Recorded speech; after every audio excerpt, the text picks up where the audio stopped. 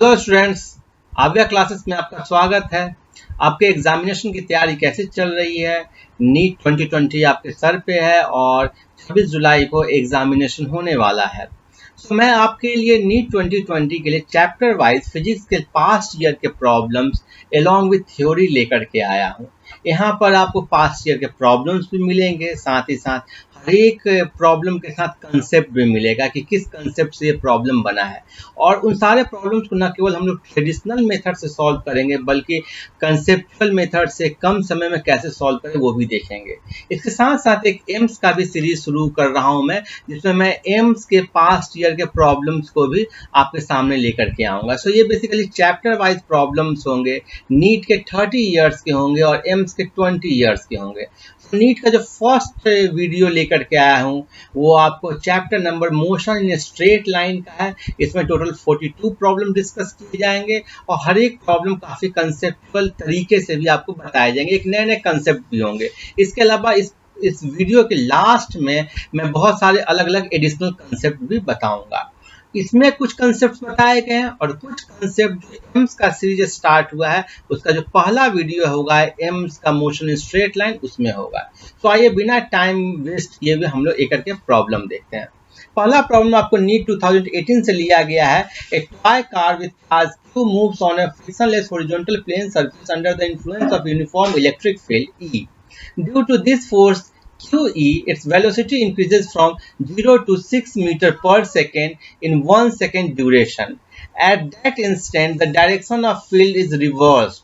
The car continues to move for 2 more seconds under the influence of this field. The average velocity and average speed of toy car between 0 to 3 seconds are respectively. देखो ये जो problem है ये आप सोचोगे कि electrostatic का है। नहीं, ये इलेक्ट्रोस्टैटिक का नहीं है। आपको बेसिकली एवरेज वेलोसिटी और एवरेज स्पीड निकालना है और डिफरेंट टाइम इंटरवल पे निकालना है। कैसे इस प्रॉब्लम को सॉल्व करोगे? जब कुछ नहीं मालूम हो तो पहले फिगर बनाइए। तो पहले मैं इस प्रॉब्लम को सॉल्व करके बता देता हूँ, उसके बाद हम लोग डिस्प्लेसमेंट के कंसेप्ट को समझेंगे, डिस्टेंस को, एवरेज वेलोसिटी को, एवरेज स्पीड को। जिनको ये चारों कंसेप्ट क्लियर है वो स्ट्रेट अवे प्रॉब्लम नंबर 2 पे शिफ्ट कर जाए। अदरवाइज आप चाहो तो इसको फास्ट फॉरवर्ड करके भी देख सकते हो। तो पहले आइए प्रॉब्लम सॉल्व करते हैं। देखो, जब कोई इलेक्ट्रिक फील्ड में कोई चार्ज पार्टिकल को रखा जाता है तो उस पर फोर्स लगता है QE। एक्सेलरेशन क्या होगा? QE by m, force by mass. तो एक्सेलरेशन क्या है? कांस्टेंट है। कांस्टेंट एक्सेलरेशन होने का मतलब है कि मोशन इन वन डायमेंशन का जो फॉर्मूला होते हैं v बराबर u प्लस ए टी, एस बराबर U T plus half A T square और V square is equal to you square plus 2s, इसको हम लोग अप्लाई कर सकते हैं। अब आइए इसका फिगर बना देते हैं। पहले पार्टिकल है t बराबर 0 पर, इसका वेलोसिटी था v बराबर 0। फिर इलेक्ट्रिक फील्ड लगता है और 1 सेकेंड में ये कुछ डिस्टेंस मूव किया होगा और t बराबर 1 सेकेंड पर इसका वेलोसिटी हो जाता है 6 मीटर पर सेकेंड। इसमें 1 सेकेंड लगा। फिर क्या करता है, यहाँ पर डायरेक्शन ऑफ फील्ड रिवर्स कर देता है, लेकिन इसका स्पीड कितना था? 6 मीटर पर सेकेंड है। तो 6 मीटर पर सेकेंड से फिर 0 मीटर पर सेकेंड होने में कितना समय लगेगा? 0 से 6 होने में यदि लग रहा है आपको 1 सेकेंड, जब एक्सेलरेशन इस तरफ हो QE बाई m, तो इस पॉइंट पर एक्सेलरेशन इस तरफ हो गया QE बाई m, तो इसको 1 से t बराबर 1 से t बराबर 2 सेकेंड पर इसका वेलोसिटी यहाँ पर 0 हो जाएगा। क्लियर है? देखो, 0 से 6 होने में जितना टाइम लग रहा है, यदि सेम एक्सेलरेशन अपोजिट डायरेक्शन में लगेगा तो वेलोसिटी 0 होने में उतना टाइम लगेगा। उसके बाद ये ऑब्जेक्ट इसी पर इस डायरेक्शन में मूव होगा, अपोजिट डायरेक्शन में मूव होगा और t is equal to 3 second पर ये रहेगा यहाँ पर with velocity v is equal to 6 meter per second इस डायरेक्शन में। क्लियर है? पूरा फिगर आपको समझ में आ गया होगा। हम लोग एक एक करके आपको निकालना एवरेज वेलोसिटी और एवरेज स्पीड। तो आपको एवरेज वेलोसिटी का फॉर्मूला होता है टोटल डिस्प्लेसमेंट बटे टोटल टाइम। तो मैं लिख देता हूँ फॉर टाइम 0 to 3 सेकेंड। पहले लिख देता हूँ, ये पॉइंट A है, ये पॉइंट B है, ये पॉइंट C है और यही पॉइंट D है। ये मत समझो कि ये अलग लाइन पर आ रहा है, नहीं, ये इसी लाइन पर लौटा है, लेकिन आपको समझाने के लिए मैं इसको अलग लाइन पर दिखाया हूँ। तो 0 to 3 सेकेंड में देखो, ये इसका जो डिस्प्लेसमेंट होगा ए से स्टार्ट किया, बी पे गया, सी पे गया और फिर से बी पे आ गया। डिस्प्लेसमेंट हो गया ए बी के इक्वल, क्योंकि फाइनली ये ऑब्जेक्ट फिर से बी पे आ गया है और ये आपको निकालना होगा। तो ये डिस्टेंस कैसे निकालोगे? देखो इसके लिए फॉर्मूला यूज कर दो। एक्सेलरेशन तो कांस्टेंट है, एक्सेलरेशन है आपको, एक्सेलरेशन होता है change in velocity by time. ठीक है, तो टाइम है 1 सेकेंड, चेंज इन वेलोसिटी है 6 minus 0 by 1 that is 6। Acceleration हुआ 6 मीटर पर सेकेंड स्क्वायर और डिस्टेंस s क्या होता है ut plus half at square. So initial velocity है 0, तो s हो गया 0 प्लस 1 बाई 2। a का वैल्यू निकाला 6, t का वैल्यू 1 है, तो ये हो गया आपको 3।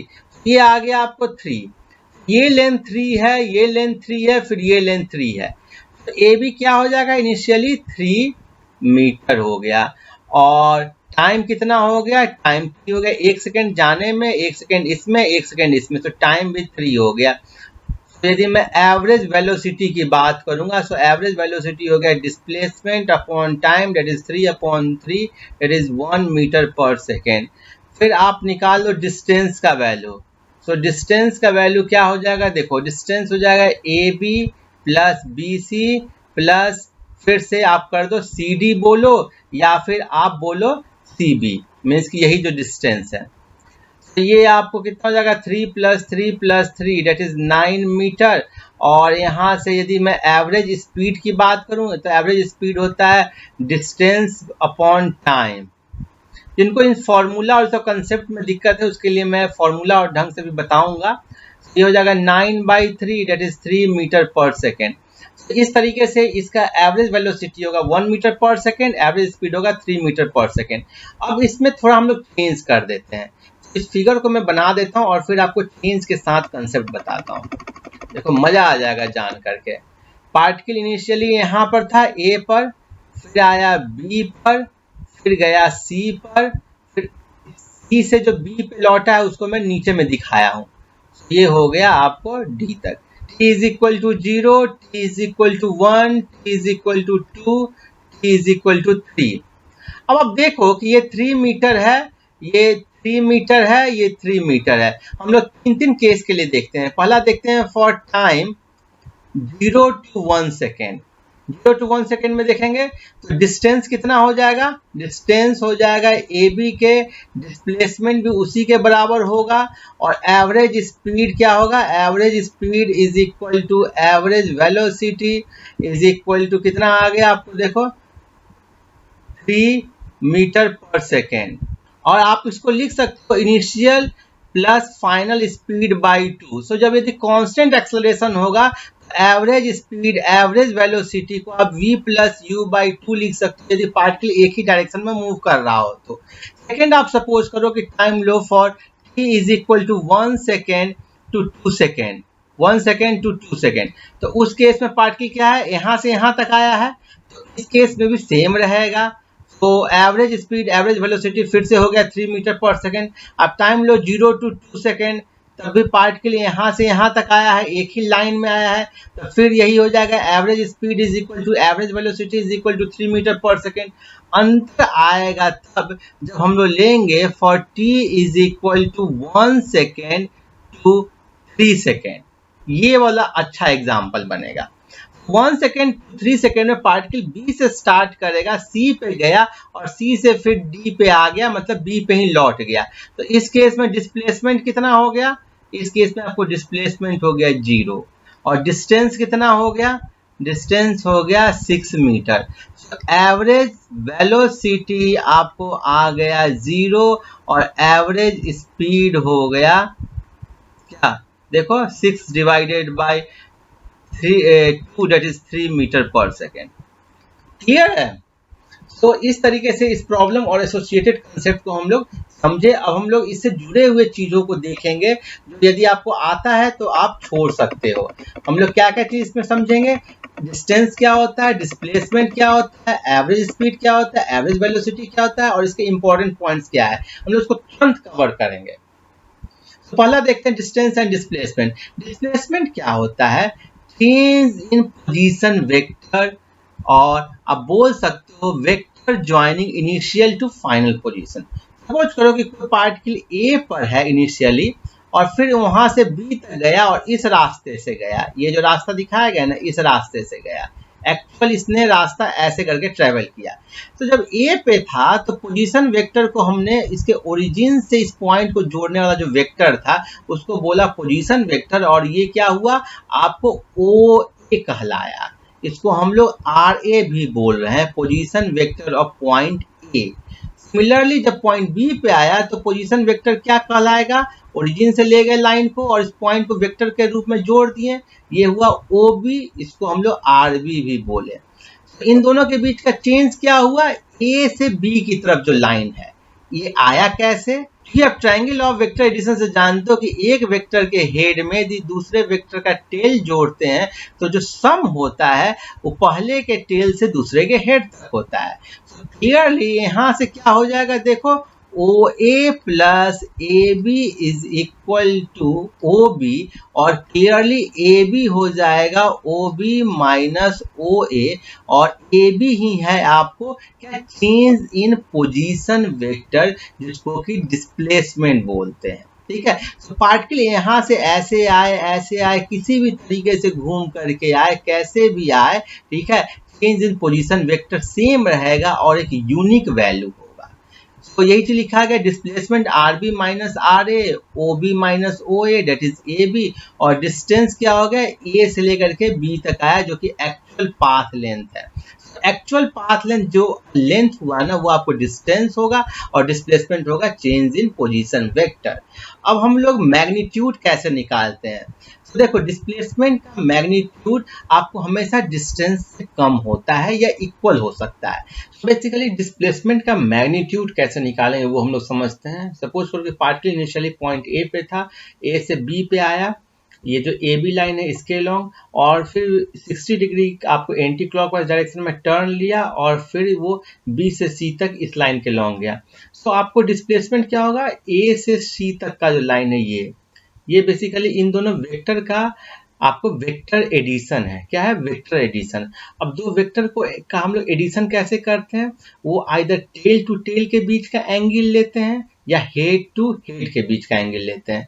तो यहाँ पर देखो टेल हेड है तो इसको आगे कर देंगे और यही एंगल जो थीटा है यही इन दोनों वेक्टर के बीच का एंगल होगा, और मैग्नीट्यूड निकालने के लिए ये फॉर्मूला का यूज करते हैं। तो AC का मैग्नीट्यूड हो जाएगा A B square plus B C square plus 2AB BC cos theta. अब इसका जो डायरेक्शन होगा वो कैसे होगा, सो डायरेक्शन के लिए सपोज करो ये एंगल अल्फा बना रहा है तो tan अल्फा होगा ये जो है ना BC, so BC sine theta divided by AB plus BC cos theta. ये बेसिकली वेक्टर के एडिशन का फॉर्मूला है जो आपको पता होगा क्लियरली। सो यही हो गया, डिस्प्लेसमेंट निकाल लिया। लेकिन डिस्टेंस निकालना होगा तो क्या होगा, इन दोनों को आप जोड़ दोगे AB प्लस BC, वेक्टरली नहीं जोड़ोगे, सिंपल जोड़ दोगे। सो डिस्टेंस डिस्प्लेसमेंट के इक्वल कब होगा, जब ये जो BC है ना वो AB के ही डायरेक्शन में होगा, एक ही लाइन में होगा, तभी ये लेंथ प्लस ये लेंथ आपको इक्वल रहेगा। मीन्स की पार्टिकल एक स्ट्रेट लाइन में जा रहा है विदाउट टर्निंग। ठीक है, सो जब एंगल थीटा 0 डिग्री के बराबर होगा। So in general magnitude of displacement is not equal to distance, however it can be equal when the motion is along a straight line without change in direction।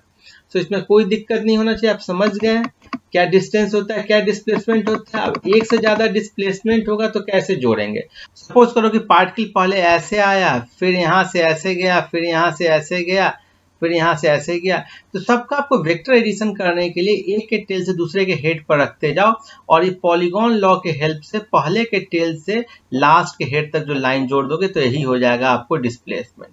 Basically ये polygon law का use है, vector के addition का जो polygon law है ना उसका use है। यदि आपको वैल्यू दिया रहे, सपोज करो सब आपको I J K के फॉर्म में दिया है, तो सबको क्या करो कि कंपोनेंट्स में ब्रेक कर दो और सबको जोड़ दोगे। जब वेक्टरली जोड़ दोगे तो कुछ क्या होगा, ऐसे आ जाएगा AI plus BJ plus CK, इस फॉर्मेट का आ गया।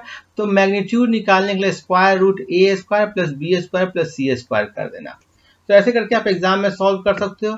अब कुछ एग्जाम में कंसेप्चुअल इस टाइप के प्रॉब्लम्स आते हैं और स्टूडेंट्स कंफ्यूज हो जाते हैं, तो इसको भी ध्यान रख लो। पहला चीज क्या होगा कि डिस्टेंस डिस्प्लेसमेंट के मैग्नीट्यूड से बराबर होगा या बड़ा होगा हमेशा, ठीक है। फिर जो डिस्प्लेसमेंट है वो जीरो भी हो सकता है, ग्रेटर देन जीरो भी हो सकता है और लेस देन जीरो भी हो सकता है, जबकि जो डिस्टेंस है वो कभी निगेटिव या जीरो नहीं होगा। कोई पार्टिकल यहाँ से स्टार्ट किया यहाँ तक गया, ए से स्टार्ट किया बी तक गया, ठीक है।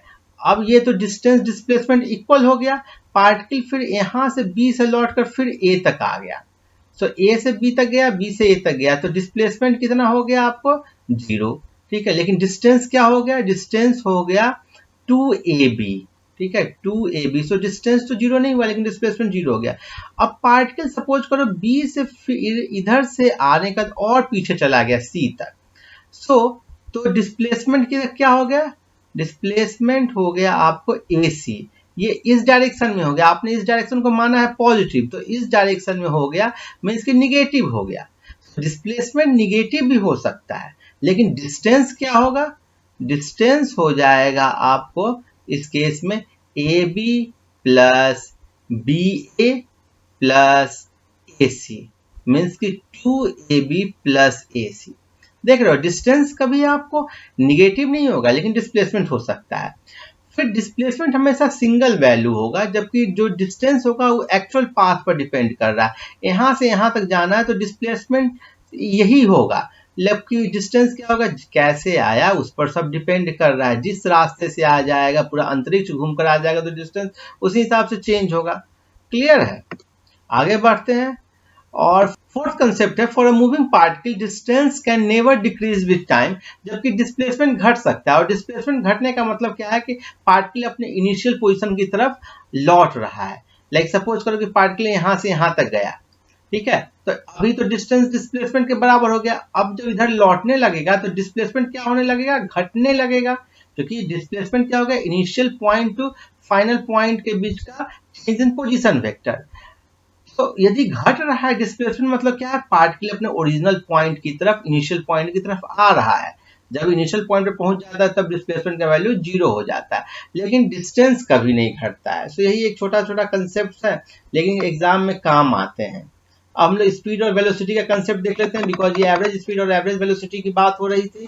तो स्पीड क्या होता है, rate of change of position, that is displacement को टाइम से डिवाइड कर दोगे तो वही वेलोसिटी हो जाएगा, that is rate of displacement with time is called as velocity, vector quantity होती है। स्पीड क्या हो गया, डिस्टेंस को टाइम से डिवाइड कर दो, so rate of distance covered with time is called as speed. Unit आपको मालूम है मीटर पर सेकेंड, या CGS में होगा सेंटीमीटर पर सेकेंड। डायमेंशन क्या है, मीटर पर सेकेंड है तो LT-1 हो जाएगा। क्लियर है, मीटर पर सेकेंड है। अब एवरेज की बात आती है जो हम लोग पढ़ रहे हैं यहाँ पर।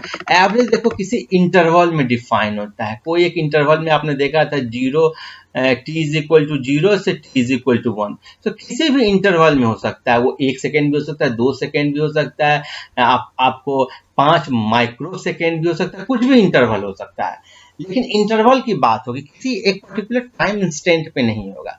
तो ये आपको होता है total distance travelled in that interval divided by time, उस इंटरवल को करने में कितना लगा। एवरेज स्पीड क्या होगा, total distance travel divided by total time, और इसको हम लोग ऐसे बार से भी दिखाते हैं या हम लोग ऐसे भी दिखाते हैं, ठीक है। Average speed is equal to delta S by delta T. आपने ध्यान दो यहाँ पर डेल्टा एस लिखा है, डेल्टा एस क्या हुआ, डिस्टेंस होता है, जबकि पोजीशन वेक्टर में चेंज दिखाना होगा तो किसे दिखाएंगे, डेल्टा आर से दिखाएंगे, जो कि यहाँ पर दिखाया गया है, ठीक है। सो आपको स्पीड की बात करेंगे एवरेज तो delta S by delta T, और एवरेज वेलोसिटी की बात करेंगे तो delta R by delta T, और ये क्या हो जाएगा, आपको एवरेज वेलोसिटी एक वेक्टर क्वांटिटी है। अब इन दोनों के बारे में भी कुछ आइडिया ले लेते हैं। सो देखो, जिस तरह से डिस्प्लेसमेंट सिंगल वैल्यूड होता है क्योंकि एक ही डायरेक्शन में हो सकता है, यदि एक पॉइंट होगा तो उसी तरह से एवरेज वेलोसिटी भी सिंगल वैल्यूड होगा, जबकि एवरेज जो स्पीड होगा टोटल पाथ लेंथ की तरह डिपेंडिंग अपॉन कि कौन सा रास्ता ट्रेवल किया है, आपको एवरेज स्पीड चेंज होगा। ठीक है, कोई पार्टिकल यहाँ से यहाँ तक आने में, ए से बी तक आने में यदि ऐसे आ जाएगा तो एवरेज स्पीड अलग होगा, ऐसे आएगा तो अलग होगा, ऐसे आएगा तो अलग होगा, लेकिन हर केस में डिस्प्लेसमेंट जो है ना वो कांस्टेंट है, एक वैल्यू है, तो एवरेज वेलोसिटी क्या होगा, एक वैल्यू होगा। क्लियर है, आगे बढ़े। दूसरा बोल रहा है एवरेज स्पीड कभी निगेटिव नहीं होगा या जीरो नहीं होगा, क्यों, चूंकि डिस्टेंस जो है वो हमेशा जीरो से बड़ा होता है। डिस्टेंस जीरो के इक्वल कब होगा, जब टाइम ना आपको इनफाइनाइट हो जाएगा। सपोज करो यहाँ से यहाँ तक जाने में, ए से बी तक जाने में ऑब्जेक्ट को इनफाइनाइट टाइम लग गया, बहुत ज्यादा स्लोली गया था, तो स्पीड को आप जीरो मान सकते हो। बहुत स्लो जाएगा तो स्पीड जीरो मान लोगे, लेकिन एवरेज वेलोसिटी क्या होगा, या आपको जीरो के बराबर भी हो सकता है, जीरो से बड़ा भी हो सकता है, जीरो के छोटा भी हो सकता है। क्यों, क्योंकि डिस्प्लेसमेंट जो है ना, डिस्प्लेसमेंट बच्चों, वो क्या हो सकता है, जीरो भी हो सकता है, ग्रेटर देन जीरो भी हो सकता है, लेस देन जीरो भी हो सकता है। सो डिस्प्लेसमेंट को टाइम से डिवाइड करोगे तो वो जीरो के इक्वल भी हो सकता है, जीरो से बड़ा भी हो सकता है, जीरो से छोटा भी हो सकता है। और ये एक इंपॉर्टेंट है कि चूंकि डिस्टेंस क्या है, डिस्प्लेसमेंट के मैग्नीट्यूड से बड़ा या बराबर होता है, इसलिए एवरेज स्पीड एवरेज वेलोसिटी के मैग्नीट्यूड से बड़ा या बराबर होता है। क्लियर है, आई थिंक इसमें कोई डाउट नहीं होना चाहिए। हम लोग आगे बढ़ते हैं और नेक्स्ट प्रॉब्लम नंबर 2 देखते हैं। ये भी कंसेप्चुअल प्रॉब्लम है और इसमें भी हम लोग कुछ अच्छे कंसेप्ट सीखेंगे। Preeti reached the metro station and found that the escalator was not working. She walked up the stationary escalator in time t1. On the other day, she remains stationary on the moving escalator and the escalator takes up in time t2. The time taken by her to walk up on the moving escalator will be। तो पहले मैं figure draw कर देता हूँ, फिर आपको अच्छे से और समझाता हूँ। देखो ये सपोज करो एस्केलेटर है, ठीक है, और इस एस्केलेटर में जो डिस्टेंस है, आप एस्केलेटर देखे होंगे मेट्रो स्टेशन पे होते हैं। सो प्रीति है जो इस एस्केलेटर पर मूव कर रही है। सो ये जब जाती है ना तो देखती है कि एस्केलेटर मूव नहीं कर रहा है, तो इसको खुद से चलेगी और किस वेलोसिटी से चलेगी, उस वेलोसिटी को हम लोग नाम देते हैं वी प्रीति। प्रीति का वेलोसिटी को वी प्रीति बोले, और इसमें टाइम ये दिया गया है कि t1 टाइम लेती है। सो यदि d इस एस्केलेटर का लेंथ होगा तो टाइम t1 कितना हो जाएगा, आपको d बाई vp। अब सेकंड केस में बोल रहा है कि सेकंड डे जब आती है तो क्या होता है कि देखती है कि एस्केलेटर चल रहा है। तो ये अगेन एस्केलेटर d लेंथ का ही है, ठीक है। ये डिस्टेंस जो है ना, प्रीति यहाँ के स्टार्टिंग पे चढ़ी और प्रीति रुक गई। सो अब एस्केलेटर मूव हुआ। एस्केलेटर किस वेलोसिटी से मूव हो रहा है, सपोज करो कि v एस्केलेटर में बोल रहा हूँ, ve, और टाइम लग रहा है t2। सो यही जो d डिस्टेंस प्रीति को तय कराया, उसने किसने तय कराया, एस्केलेटर ने, with velocity v escalator. Clear है। अब क्या कह रहा है प्रॉब्लम कि इन दोनों को कंबाइंड कर दो, मीन्स कि एस्केलेटर पर प्रीति आई और प्रीति भी अपने स्पीड vp से चली और एस्केलेटर भी अपना स्पीड v एस्केलेटर से चला, और तब d डिस्टेंस को मूव करने में इनको कितना टाइम लगेगा। सो देखो ये दोनों चल रहे हैं, ठीक है, प्रीति भी चल रही, एस्केलेटर भी चल रहा है। तो दोनों मिलकर अपने अपने हिसाब से इस d डिस्टेंस को कवर करना चाह रहे हैं। सो आपको नेट जो वेलोसिटी हो जाएगा, नेट वेलोसिटी वो क्या हो जाएगा, vp plus v escalator, because दोनों मूव कर रहे हैं, इस d डिस्टेंस को दोनों कवर कर रहे हैं। और टाइम जो खत्म होगा, टाइम t, वो क्या हो जाएगा, d by vp plus v escalator, क्योंकि दोनों इस d डिस्टेंस को खत्म कर रहे हैं। तो ये आपको आ जाएगा d बाई vp का वैल्यू आपने निकाला है, क्या है, d बाई t1, और इसका ve का निकाला है d बाई t2, देखो यहाँ पर निकाला है। तो यहाँ से आपको हो गया ये d बाई, d कॉमन ले लो, 1 by t1 plus 1 by t2, और ये कैंसिल हो गया। आप इसको सॉल्व करोगे तो क्या आ जाएगा, t1 t2 divided by t1 plus t2। सो इस प्रॉब्लम में हम लोगों ने देखा क्या चीज, कि टाइम क्या होता है कि वेलोसिटी का इनवर्सली प्रोपोर्शनल हो रहा है। और आप ऐसे भी बोल सकते हो कि जो वेलोसिटी होगा ना वो टाइम का इनवर्सली प्रोपोर्शनल है। सो यदि वेलोसिटी ऐड हो रहा है, that is vp plus ve हो रहा है, तो जो टाइम आएगा ना वो क्या आएगा, 1 by time t1 plus 1 by t2 हो जाएगा। क्लियर है। देखो यहाँ पर सिंपल एडिशन हो रहा है, तो इसमें इनवर्स करके करना है। क्लियर है, ये चीज आप ध्यान रखना। अब सपोज करो कि हम लोग सेकंड केस लेते हैं, जब ये एस्केलेटर ना ये ऊपर जा रहा हो और प्रीति नीचे आ रही हो, तब क्या होगा। सो यदि सपोज करो, एग्जाम में तो कुछ भी पूछ सकता है, सपोज करो कि प्रीति ऊपर से नीचे आ रही हो वीपी से और एस्केलेटर नीचे से ऊपर जा रहा हो वीई से, तो आपसे पूछे कि कितने टाइम में फिर ये आपको नीचे आ पाएगी। सो अब देखो टाइम फिर वैसे ही निकालोगे, तो इस केस में जो नेट वेलोसिटी हो जाएगा, नेट वेलोसिटी वो क्या हो जाएगा, प्रीति नीचे आ रही है, एस्केलेटर ऊपर जा रहा है, तो वीपी माइनस वीई हो जाएगा। एस्केलेटर जो है वो इस डी डिस्टेंस को वीई से कवर करना चाह रहा है और प्रीति इस डी डिस्टेंस को नीचे की तरफ वीपी से कवर करना चाह रही है। सो एक डिस्टेंस को कमा रहा है, एक डिस्टेंस को बढ़ा रहा है, और इस केस में इसको आने में टाइम कितना लगेगा, तो t हो जाएगा 1/1/t1 माइनस 1/t2। अब ध्यान दो, यदि v प्रीति v एस्केलेटर से ज्यादा होगा तभी प्रीति ये यहां से यहां तक आ पाएगी, यदि ज्यादा नहीं होगा तो यहीं पर ये रुकी रहेगी। सो आपको हो गया, ये हो जाएगा T1 T2 divided by T2 minus T1। So definitely यदि एस्केलेटर को जाने में ज़्यादा टाइम लगेगा, एस्केलेटर को इसको पहुंचाने में खुद से इंडिविजुअली ज़्यादा टाइम लगेगा, तभी प्रीति नीचे आ पाएगी, मीन्स कि प्रीति फास्ट चल रही है। आई थिंक आपको समझ में आ गया हो कंसेप्ट कैसे है। यदि कुछ भी डाउट हो तो मुझसे कमेंट करके लिखिए, मैं आपको और अच्छे से इस पर एक दो और वीडियो बना करके एक्सप्लेन कर दूंगा। आगे बढ़ते हैं, नेक्स्ट प्रॉब्लम देखते हैं। तो नेक्स्ट प्रॉब्लम आपको है प्रॉब्लम नंबर 3। ये आपको कंसेप्ट है इंस्टेंटेनियस वेलोसिटी और इंस्टेंटेनियस स्पीड, बहुत ही मार्वेलस कंसेप्ट है, इस पर है। और ये प्रॉब्लम बोल रहा है कि two cars P and Q starts from the point in the same time in a straight line and their position is represented by xp is equal to at plus bt square and xq is equal to ft minus t square at what time do the car have the same velocity। सो आप देखो, एक चीज आप ध्यान दो हमेशा कि position vector में जो चेंज होता है, सो मैं बोल देता हूं चेंज इन पोजीशन वेक्टर, वही क्या होता है हम लोगों ने देखा है फर्स्ट प्रॉब्लम में, वो होता है डिस्प्लेसमेंट। और डिस्प्लेसमेंट को एक डब्बे में डाल दो, आप एक डब्बा रखो, उस डब्बे में डाल दो, और डब्बा क्या करता है ना, मशीन है जो कि डिफरेंशिएशन कर देता है, तो क्या बना देता है, वो वेलोसिटी बना देता है। ये एक इतना इंपॉर्टेंट कंसेप्ट है ना। और वेलोसिटी को वैसे ही आप डिफरेंशिएशन के डब्बे में डाल दो तो क्या बना देता है, एक्सेलरेशन। अब इसका इनवर्स प्रोसेस भी है, ये तो आप ऐसे से ऐसे आए, यदि इधर से इधर जाना हो तो जो डब्बा है ना वो इंटीग्रेशन का डब्बा है, मीन्स कि एक्सेलरेशन को इंटीग्रेट करोगे तो वेलोसिटी, वेलोसिटी को इंटीग्रेट करोगे तो डिस्प्लेसमेंट। सो मैं यहाँ पर लिखता हूँ डिस्प्लेसमेंट, यहाँ लिखता हूँ वेलोसिटी, यहाँ लिखता हूँ एक्सेलरेशन। सो डिस्प्लेसमेंट को आपने ऊपर वाला है डिफरेंशिएशन का डब्बा, डिफरेंशिएशन, और नीचे वाला डब्बा क्या चीज का है, इंटीग्रेशन का। सो ये इंटीग्रेट कर रहे हो, इंटीग्रेशन जब देखते हो ना हाथी के सूंड की तरह जो होता है, ठीक है।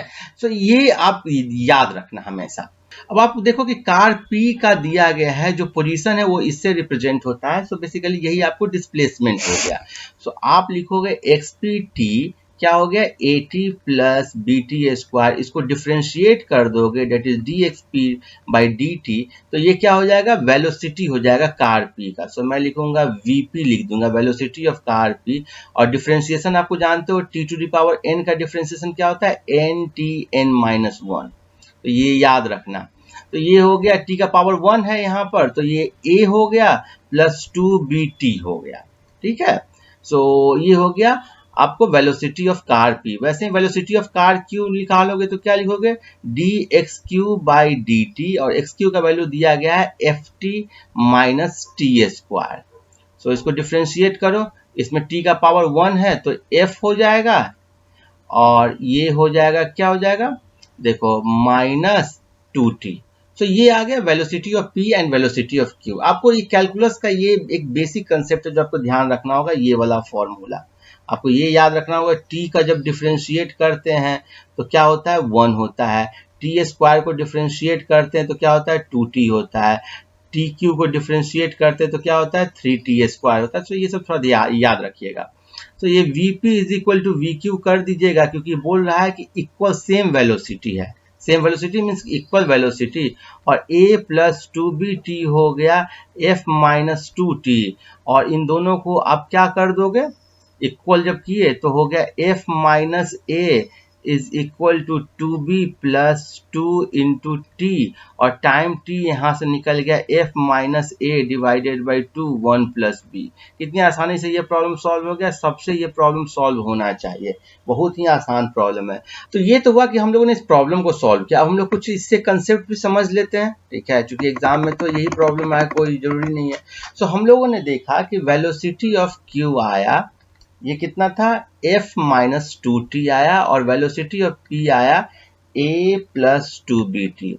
अब ये वेलोसिटी ऑफ q को यदि तुम प्लॉट करोगे तो क्या होगा। सो देखो, मैं यदि इसका vt ग्राफ बनाना चाहूंगा, ये आपको टाइम t है और ये आपको वेलोसिटी है, तो t is equal to 0 put करोगे, so V Q at time t is equal to 0 पर क्या हो जाएगा, f हो जाएगा।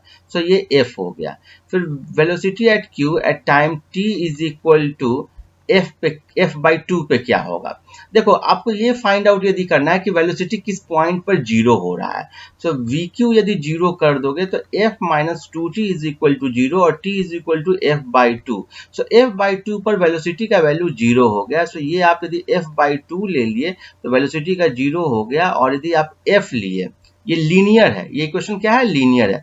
सो velocity of q at time t is equal to f पे हो जाएगा f minus 2f, that is minus f।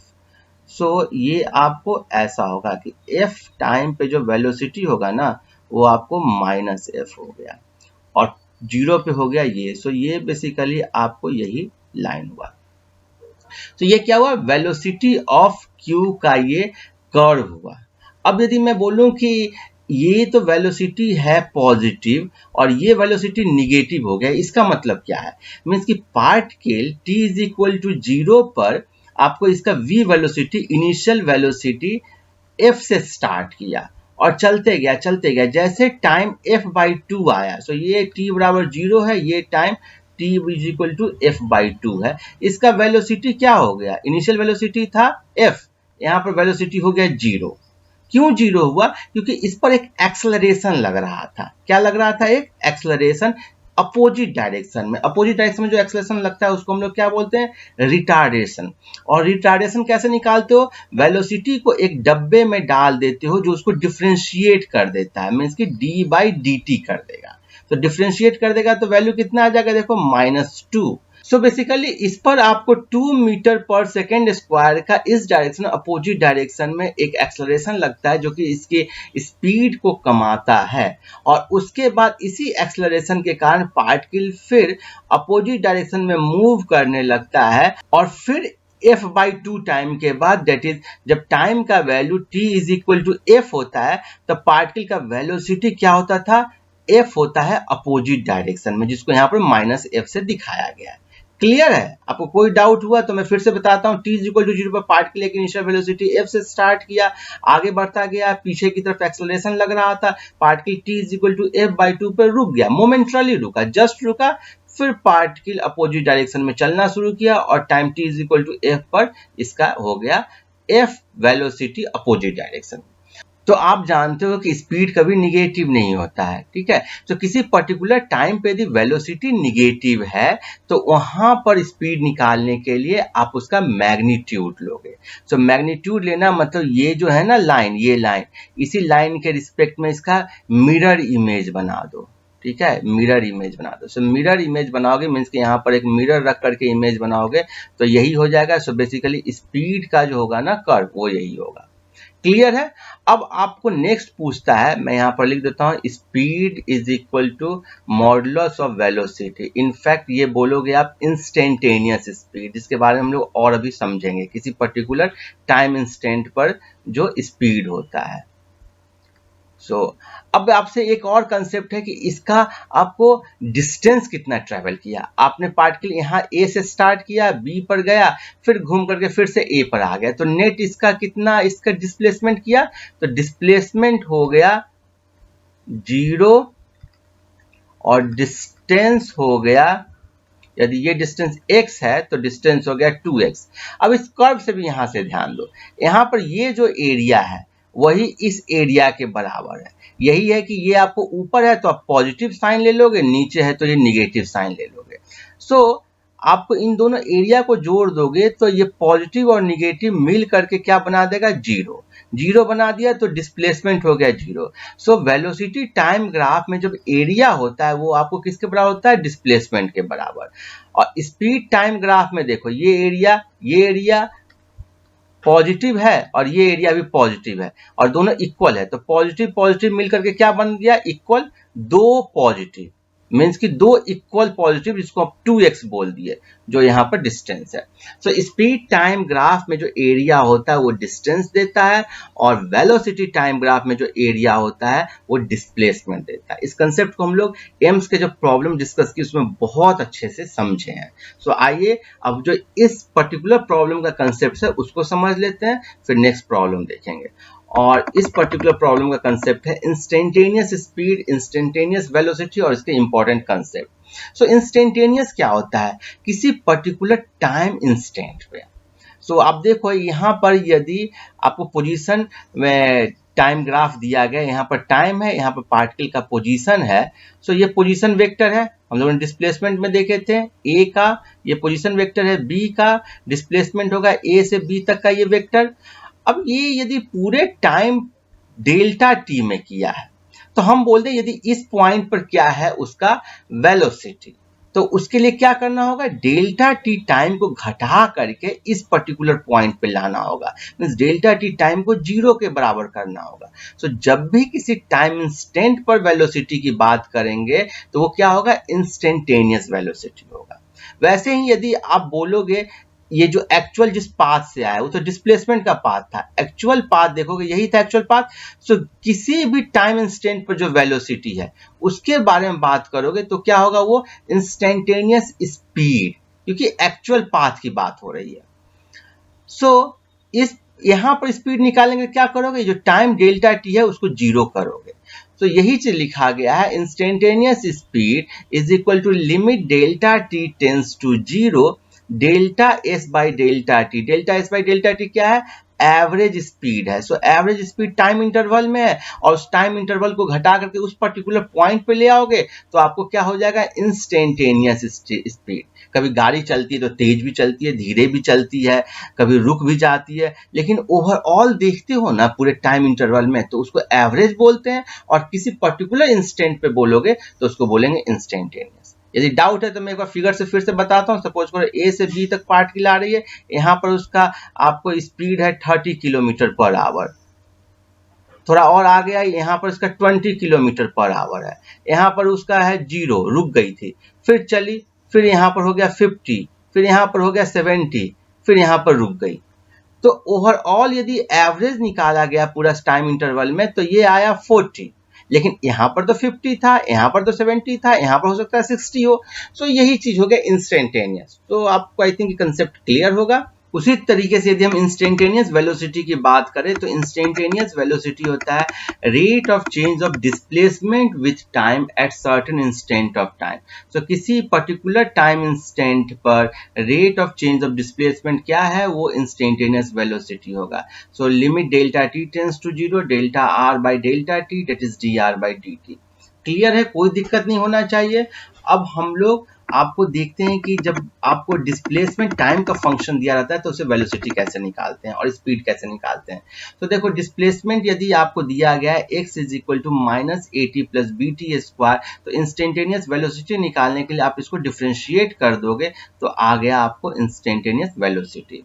और यदि आप time t is equal to zero पर मैं पूछूंगी क्या है इंस्टेंटेनियस वेलोसिटी, तो t is equal to zero कर दोगे, ये आ गया माइनस a। लेकिन मैं इंस्टेंटेनियस स्पीड के बारे में बात करूंगा। तो इंस्टेंटेनियस स्पीड यदि इससे निकालना हो ना तो इसको आप क्या ले लोगे, मॉड ले लोगे, क्योंकि स्पीड क्या होगा, कभी निगेटिव नहीं होता है। और क्लियरली जो इंस्टेंटेनियस स्पीड होता है वो मैग्नीट्यूड ऑफ इंस्टेंटेनियस वेलोसिटी हो जाएगा। तो t is equal to zero रखोगे तो क्या आ गया, माइनस a का मॉड दैट इज a आ गया। ठीक है, सो इंस्टेंटेनियस वेलोसिटी इस डायरेक्शन में होगा ए से, लेकिन इंस्टेंटेनियस स्पीड हम लोग बोलेंगे ए, बिकॉज डायरेक्शन से हमें स्पीड में कोई मतलब नहीं होता है। आगे बढ़ते हैं, देखते हैं more about instantaneous speed and instantaneous velocity. So instantaneous velocity हमेशा टेंजेंशियल होता है पाथ फॉलोड की, बहुत ही इंपॉर्टेंट है, इस पर प्रॉब्लम्स आते हैं, ठीक है, कि कोई यदि पार्टिकल ऐसे पैराबोलिक पाथ में आ रहा हो और किसी भी पर्टिकुलर पॉइंट पर आपको वेलोसिटी निकालना है, तो वहां पर ना जो कर्व जो फॉलो कर रहा है उस पर टेंजेंट ड्रॉ कर दो, वही वेलोसिटी का डायरेक्शन होगा। सो ओ पे क्या होगा, इस डायरेक्शन में होगा, ए पे इस डायरेक्शन में होगा। जो हाईएस्ट पॉइंट पर देखो टेंजेंशियल है, मींस कि एक्स एक्सिस के लॉन्ग है, हाईएस्ट पॉइंट पर किसके लॉन्ग है, एक्स एक्सिस के लॉन्ग, जो कि हम लोग प्रोजेक्टाइल मोशन में जानते भी हैं। सो आप बोल सकते हो कि सर्कुलर मोशन में भी देखो ऐसे ही टेंजेंशियल है। फिर अगला कंसेप्ट है, ए पार्टिकल में have constant instantaneous speed but variable instantaneous velocity. So particle का जो इंस्टेंटेनियस स्पीड है वो कांस्टेंट हो सकता है, लेकिन जो वेलोसिटी होगा वो वेरिएबल होगा। सपोज करो कि पार्टिकल को यूनिफॉर्म सर्कुलर मोशन में मूव कर रहा हो, सो मैं बोला यूनिफॉर्म, यूनिफॉर्म मतलब एक समान, यूनिफॉर्म सर्कुलर मोशन है तो एंगुलर स्पीड कांस्टेंट होगा, ओमेगा कांस्टेंट हो गया, और वेलोसिटी जो है ना हर एक पॉइंट पर टेंजेंशियल डायरेक्शन में होगा, तो इस पर इस डायरेक्शन में होगा, लेकिन मैग्नीट्यूड होगा ओमेगा आर, इस बी पर होगा इस डायरेक्शन में, टेंजेंशियल डायरेक्शन में है, मैग्नीट्यूड होगा ओमेगा आर, मैग्नीट्यूड होगा ओमेगा आर, मींस की स्पीड क्या है, कांस्टेंट है। सो इंस्टेंटेनियस स्पीड कांस्टेंट हो गया, लेकिन इंस्टेंटेनियस वेलोसिटी डायरेक्शन होने के कारण चेंज हो रहा है। और ये तो हम लोगों ने बार बार देखा है कि magnitude of instantaneous velocity is equal to instantaneous speed. So ये होता है इंस्टेंटेनियस वेलोसिटी या वेलोसिटी। सो आगे से हम लोग वेलोसिटी को इंस्टेंटेनियस वेलोसिटी समझेंगे और स्पीड मतलब इंस्टेंटेनियस स्पीड समझेंगे। और जो डी नंबर कंसेप्ट है वो क्या बोला, if a particle with moving with constant velocity then its average velocity and instantaneous velocity are equal. Particle suppose करो एक समान वेलोसिटी से चलेगा ना, तो उसका एवरेज वेलोसिटी उस टाइम इंटरवल में और इंस्टेंटेनियस वेलोसिटी दोनों इक्वल में होगा। सो आई थिंक ये आप समझ गए होंगे कंसेप्ट। सो हम लोगों ने डिस्प्लेसमेंट समझा, डिस्टेंस समझा, इंस्टेंटेनियस स्पीड समझा, इंस्टेंटेनियस वेलोसिटी समझा, एवरेज स्पीड समझा, एवरेज वेलोसिटी समझा, इन सब के कंसेप्ट को समझा। प्रॉब्लम नंबर 4 देखते हैं। If a velocity of A particle is v is equal to at plus bt square where a and b are constant then the distance traveled by it in 1 to 2 seconds is। तो आपको दिया गया है कि velocity है at plus bt square और पूछ रहा है कि time t is equal to 1 second से time t is equal to 2 second में पार्टिकल कितना डिस्टेंस ट्रेवल किया। So distance is equal to what. So आप देखो कि वेलोसिटी है, सो इसको डिफरेंशिएट करते हो तो एक्सेलरेशन निकलता है, डिफरेंशिएट करने पर एक्सेलरेशन निकलता है, और इसको आप यदि इंटीग्रेट करते हो तो क्या निकलता है, डिस्टेंस या डिस्प्लेसमेंट। ठीक है, तो यदि मॉडुलस ले रहे हो, मान रहे हो कि पॉजिटिव है तो डिस्टेंस निकल जाएगा। सो अब हम लोग क्या करेंगे, वेलोसिटी का वैल्यू लिखेंगे v is equal to D X by D T, और ये हो गया A T plus B T square के। अब डी टी है इधर t का फंक्शन है तो इसको इधर ले आएंगे और ये हो जाएगा D X is equal to A T plus B T square. और ये देखो कि आपने निकाल लिया, आपको निकालना है डिस्टेंस। सो इसको इंटीग्रेट करेंगे, इंटीग्रेशन का देखो लिमिट कहाँ देंगे, इधर टाइम t है, आपको निकालना है टाइम 1 सेकेंड से 2 सेकेंड। सो t का लोअर लिमिट रखेंगे 1 सेकेंड से जब 2 सेकेंड के बीच में, और उस बीच में डिस्टेंस कितना ट्रेवल किया तो s इज इक्वल टू 0 कर देंगे और यहाँ पर बोल देंगे x, मीन्स कि 0 से x गया तो इतना ही टाइम में गया। सो इसको इंटीग्रेट कर दोगे तो क्या हो जाएगा x माइनस 0, और ये हो जाएगा, आपको मालूम है देखो t to the power n का इंटीग्रेशन होता है t to the power n plus 1 by n plus 1, means power को 1 से बढ़ा देना और उतना ही से भागा दे देना, तो t का इंटीग्रेशन क्या हो जाएगा T square by 2 to the power 1 है। वैसे ही आपको टी स्क्वायर का इंटीग्रेशन क्या होगा टी क्यू बाई 3। तो ये हो गया a into t square by 2 plus b into T Q by 3, और इसका लिमिट क्या है 1 to 2। अब ये 1 to 2 लिमिट कहने का मतलब क्या है कि t का वैल्यू पहले 2 रखो और फिर उसमें से घटा दो t का वैल्यू 1 रख के। सो आप a रखो और a बाई 2 ले लो, सो ये कर दोगे 2 स्क्वायर प्लस b बाई 3 रखो, ये लिखोगे 2 क्यूब माइनस a बाई 2 रखो, ये क्या होगा 1 square minus B by 3 1Q। इसी को अब से हम लोग कैसे लिखेंगे, अभी तक को समझाने के लिए लिखा ये 2 square minus 1 square plus b by 3 2Q minus 1Q। So clearly ये आपको हो गया 3A by 2 plus 7B by 3। So answer यही हो गया। देखो आंसर क्या हुआ ए, और जो कंसेप्ट था velocity is the differentiation of displacement and speed is the differentiation of distance और total path length. So I think ये भी कंसेप्ट आप समझ गए होंगे। अब आगे बढ़ते हैं, नेक्स्ट प्रॉब्लम देखते हैं। नेक्स्ट प्रॉब्लम है प्रॉब्लम नंबर 5। ये भी अच्छा कंसेप्चुअल प्रॉब्लम है और इसमें हम लोग कंसेप्ट सीखेंगे instantaneous acceleration and average acceleration का, और साथ ही में acceleration is the differentiation of velocity और डबल डिफरेंशिएशन ऑफ डिस्प्लेसमेंट। सो पहले हम लोग इस प्रॉब्लम को सॉल्व कर लेते हैं, फिर ये कंसेप्ट समझेंगे। यदि आपको आता है तो सीधे स्ट्रेट अवे प्रॉब्लम नंबर 6 में मूव कर जाइएगा। तो देखो दिया गया है कि वेलोसिटी दिया गया है beta x to the power minus 2n, जहां beta and n are constant and x is the position of particle, mass दिया गया है 1। सो एक्सेलरेशन ऑफ पार्टिकल पूछ रहा है as a function of x। So आप जानते हो यदि एक्सेलरेशन को निकालने का तरीका होता है वेलोसिटी का टाइम के रिस्पेक्ट में डिफरेंशिएशन। सो एक तरीका ये हुआ। दूसरा हो गया कि वेलोसिटी आप जानते हो अपने आप में डिस्प्लेसमेंट का डिफरेंशिएशन होता है। सो इसको डिफरेंशिएशन को 2 बार आप डिफरेंशिएशन करोगे तब भी वेलोसिटी निकल जाएगा। और तीसरा होता है v into d v by D x. ये कहाँ से आया भाई ये तीसरा मामला? तो ये देखो dv बाई डी टी को आप लिख सकते हो dv by D x into D X by D T, ठीक है। सो चेन रूल से, सो यहां से आ गया आपको, ये हो गया वेलोसिटी के बराबर, so velocity into DV by D X. So हम लोग चूंकि ये x का फंक्शन है, x के फॉर्म में, तो हम लोग तीसरा वाला यूज करेंगे। आपको ये भी ध्यान देना होगा कि कौन सा हमको फॉर्मूला अप्लाई करना है।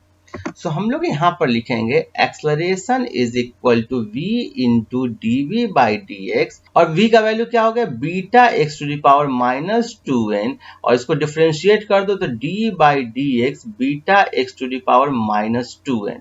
तो ये हो गया beta x to the power minus 2n, ये हो गया minus 2n beta x to the power minus 2n minus 1। तो ये हो गया minus 2n beta square x to the power minus 4n minus 1। So आप देखोगे तो आंसर आपको डी दिख रहा है। कितनी आसानी से प्रॉब्लम सॉल्व हो गया, केवल एक जो दिया गया था उसको आपको डिफरेंशिएट करना था। आपको समझाने के लिए मैं इतना टाइम लिया, अदरवाइज मुझे सॉल्व करना होता ना तो मैं सीधे ये स्टेप लिखता और यहाँ से फिर मैं ये करके फिर नेक्स्ट 3 स्टेप्स में निकाल देता। सो अब हम लोग जो इससे एसोसिएटेड कंसेप्ट है instantaneous acceleration and average acceleration उसको देखते हैं। यदि आपको ये कंसेप्ट बिल्कुल क्लियर है तो आप अगला प्रॉब्लम ट्राई कर सकते हैं, और यदि ये कंसेप्ट में थोड़ा बहुत भी डाउट है तो आप मेरे साथ बने रहिए और इस कंसेप्ट को पहले हम लोग समझेंगे। पर तो जानते हैं कि एक्सेलरेशन होता क्या है, ठीक है। तो जिस तरीके से डिस्प्लेसमेंट में चेंज को वेलोसिटी बोलते हैं, उसी तरह से time rate of change in velocity को आप क्या बोलोगे, एक्सेलरेशन बोलोगे। सो वेलोसिटी में जो चेंज होगा, ठीक है, और जितने टाइम में हो रहा है उसको डिवाइड कर दोगे वेलोसिटी में चेंज को टाइम में चेंज से, तो वही आपको एक्सेलरेशन निकल जाएगा। अब ये दो तरह का एक्सेलरेशन होता है, एक होता है एवरेज एक्सेलरेशन, एक होता है इंस्टेंटेनियस एक्सेलरेशन। एवरेज मतलब क्या हो गया, किसी टाइम इंटरवल में बात कर रहे हैं, लाइक यहाँ पर कोई पार्टिकल ए से बी तक गया और अलग अलग एक्सेलरेशन में है, कभी वो एक्सेलरेट कर रहा है तो तेज भाग रहा है, कभी वो ब्रेक लगा दे रहा है तो स्लो हो जा रहा है, फिर तेज भगा रहा है, कभी स्लो हो जा रहा है। ये आप देखते हो यूजुअली जब आप बस में ट्रेवल करते हो, एक पॉइंट से दूसरे पॉइंट तक जाते हो, तो सो ये पूरा टाइम सपोज करो कि 1 घंटे में गया है, ये 1 घंटे में गया है, सपोज करो 50 किलोमीटर गया है और उसमें एक्सेलरेट किया, ब्रेक लगाया, तो इसमें यदि मैं पूरे 1 घंटे का एक्सेलरेशन मानूं तो वो क्या होगा, एवरेज एक्सेलरेशन। सो किसी टाइम पीरियड में जो एक्सेलरेशन होता है उसको एवरेज बोलते हैं। सो एवरेज एक्सेलरेशन हुआ change in velocity divided by change in time, ठीक है। यहां पर वेलोसिटी क्या था, इनिशियल वेलोसिटी क्या था, फाइनल वेलोसिटी क्या था, तो ये फाइनल वेलोसिटी यदि vf होगा, इनिशियल वेलोसिटी vi होगा। देखो पूरा ड्यूरेशन में देख रहे हैं, पूरा ड्यूरेशन 50 किलोमीटर जाने के बाद का, उसको आप टाइम से डिवाइड कर दोगे तो ये बता देगा आपको एवरेज एक्सेलरेशन। लेकिन ये आपको सही पिक्चर नहीं देगा, क्योंकि किस समय ब्रेक लग रहा है, किस समय एक्सेलरेट हो रहा है, ये पता नहीं चलेगा। ये आपको इंस्टेंटेनियस एक्सेलरेशन से पता चलेगा किस इंस्टेंट पे हो रहा है। अब ये एक्सेलरेशन वेक्टर क्वांटिटी है, तो इसका डायरेक्शन क्या होगा, इसका डायरेक्शन होगा चेंज इन वेलोसिटी। आपने देखा अभी एक्सेलरेशन एवरेज क्या होता है, ये होता है delta we, that is vf minus vi, final velocity minus initial velocity divided by change in time. So vf minus vi क्या है, चेंज इन वेलोसिटी। ये क्या है, चेंज इन वेलोसिटी। और डेल्टा टी का कोई डायरेक्शन नहीं होता है, सो ये डायरेक्शन क्या होगा इसका, चेंज इन वेलोसिटी का डायरेक्शन। कभी कभी स्टूडेंट्स कंफ्यूज होते हैं कि वेलोसिटी के डायरेक्शन में ही एक्सेलरेशन होगा, नहीं, वेलोसिटी इस तरफ भी हो सकता है और एक्सेलरेशन अपोजिट डायरेक्शन में भी हो सकता है। सो वेलोसिटी के डायरेक्शन में नहीं होगा। अच्छा, किस डायरेक्शन में होगा इसके बारे में हम लोग फर्दर अच्छे से देखेंगे। ये होता है चेंज इन वेलोसिटी के डायरेक्शन में। इसको मैं यहां पर फिगर से भी दिखाया हूं। डेल्टा वी क्या होता है, vf minus vi। So suppose करो कि कोई वेलोसिटी आपको इनिशियली इस डायरेक्शन में था vi, इसका मैग्नीट्यूड था vi और डायरेक्शन ये था। उसके बाद ये वेलोसिटी vf हो गया इस डायरेक्शन में, मैग्नीट्यूड vf हो गया, डायरेक्शन ये हो गया। तो जो चेंज होगा ना वो आपको कौन से डायरेक्शन में होगा, इस डायरेक्शन में होगा। कैसे, ये हम लोग ट्रायंगल लॉ से भी देखेंगे और पैरेललोग्राम लॉ से भी देखेंगे। तो सबसे पहले हम लोग पैरेललोग्राम लॉ से देखते हैं। देखो फाइनल वेलोसिटी है इस डायरेक्शन में और आपको निकालना चेंज इन वेलोसिटी, मींस कि आपको निकालना vf माइनस vi, मींस कि आप vf जो वेक्टर है उसमें यदि माइनस vi वेक्टर को जोड़ दोगे तो यही चीज मेरा आ जाएगा vf माइनस vi। सो vf के में मैं माइनस vi वेक्टर को जोड़ा। सो vi इस डायरेक्शन में था, मैंने माइनस vi अपोजिट डायरेक्शन में लिया और इसको जोड़ दिया तो यही आपको डायरेक्शन आ गया। ये डायरेक्शन आपको इसी डायरेक्शन में दिख रहा है ना। सो और हम लोग ट्रायंगल लॉ से देख लेते हैं। ये पैरेललोग्राम लॉ है जिसमें कि दोनों वेक्टर को आपको पैरेललोग्राम का दो साइड के रूप में रिप्रेजेंट करना है। ट्रायंगल लॉ में क्या करेंगे, देखो ट्रायंगल लॉ में दो वेक्टर को यदि आप ट्रायंगल के साइड के रूप में दिखाओगे तो जो इन दोनों का सम होता है ना वो पहले के टेल से दूसरे के हेड तक होता है। लाइक आप यहां से लिख सकते हो final velocity is equal to initial velocity plus change in velocity vector, because delta v हो गया vf माइनस vi। मीन्स कि इनिशियल वेलोसिटी में यदि डेल्टा वी को जोड़ दोगे तो ये फाइनल वेलोसिटी के इक्वल हो जाएगा। अब देखो फाइनल वेलोसिटी इस डायरेक्शन में है, इनिशियल वेलोसिटी में जोड़ना है। सो इनिशियल वेलोसिटी को आप आगे करोगे क्योंकि आपको इसके हेड में डेल्टा वी का टेल जोड़ना है और डेल्टा वी के टेल को मैं यहां पर जोड़ दिया तो ये vf तक आ गया। सो यहां से क्या आ जाएगा, देखो यहां से आ जाएगा vi plus delta v is equal to vf। So ये मैं डायरेक्शन क्यों बताया, क्योंकि कभी कभी आपसे डायरेक्शन एग्जाम में पूछ देता है और स्पेशली जब आप चैप्टर इसका बाद वाला जो चैप्टर होगा मोशन इन अ प्लेन उसमें देखोगे तो बहुत काम आएगा। सो आपको एक्सेलरेशन हमेशा होता है चेंज इन वेलोसिटी वेक्टर के डायरेक्शन में। सो ये नेक्स्ट कंसेप्ट है possible ways of velocity change. So आपको मालूम है कि वेलोसिटी का दो कंपोनेंट होता है, एक आपको डायरेक्शन होगा और एक उसका मैग्नीट्यूड होगा, क्योंकि वेलोसिटी एक वेक्टर क्वांटिटी है। सो यदि डायरेक्शन में भी चेंज होगा तब भी वेलोसिटी में चेंज होगा, मैग्नीट्यूड में चेंज होगा तब भी होगा और दोनों में होगा तो भी होगा। सो हम लोग एक एक करके देख लेते हैं। पहला है when only direction of velocity changes, means कि जब केवल वेलोसिटी का डायरेक्शन चेंज हो रहा हो जो कि यूनिफॉर्म सर्कुलर मोशन में हो। मीन्स कि जब ऑब्जेक्ट एक सर्कुलर मोशन में हो और कांस्टेंट एंगुलर स्पीड ओमेगा से कर रहा हो, कांस्टेंट वो टाइम में एक आपको चक्कर लगा रहा हो। कांस्टेंट एंगुलर स्पीड का कहने का मतलब क्या हो गया, सेम टाइम में एक चक्कर लगा रहा है, उसका टाइम पीरियड सेम है।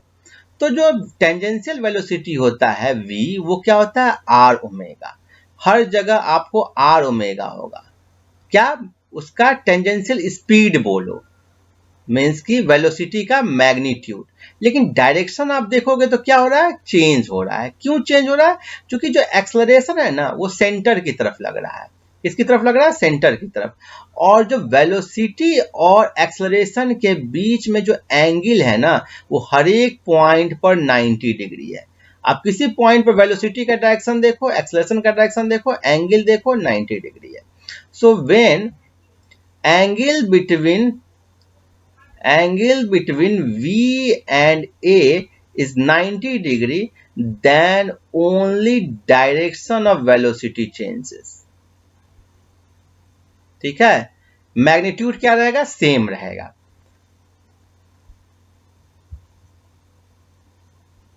विल बी सेम, क्लियर है।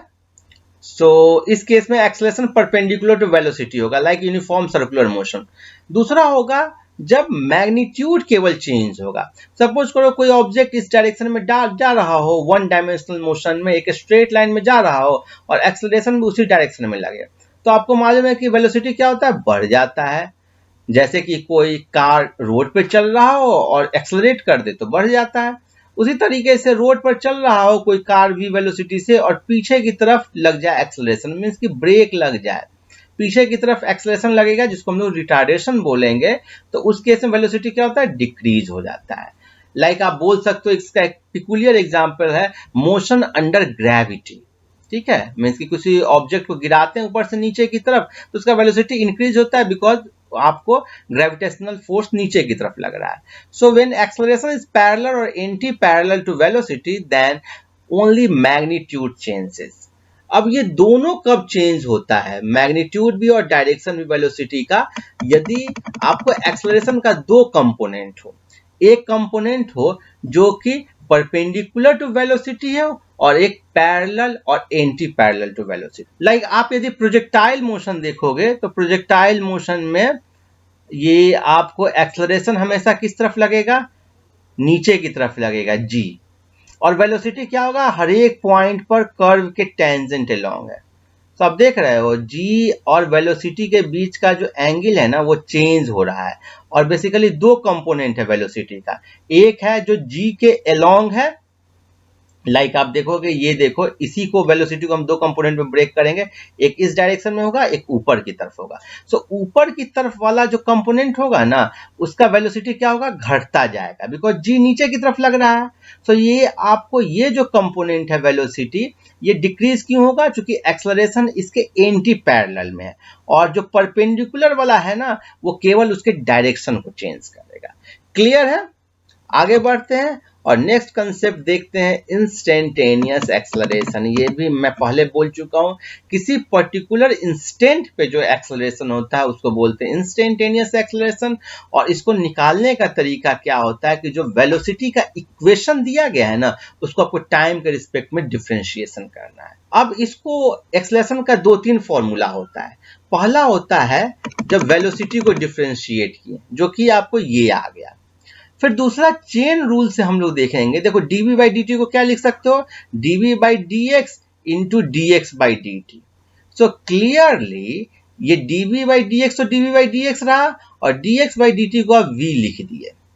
सो एक्सेलरेशन का वैल्यू ये भी होता है v into dv by dx। ये बहुत ही इंपॉर्टेंट फॉर्मूला है जो हम लोग अभी देखे थे प्रॉब्लम बनाते वक्त। और एक्सेलरेशन होता है d2x बाई dt स्क्वायर, जो कि वेलोसिटी क्या होगा, dx बाई dt।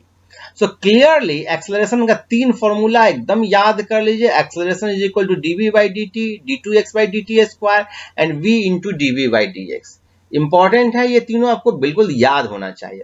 आगे बढ़ते हैं और नेक्स्ट कंसेप्ट देखते हैं कि वेलोसिटी और एक्सेलरेशन के बीच का जो एंगल होता है वो क्या इंपैक्ट डालता है। ये आपको एग्जाम में पूछते हैं।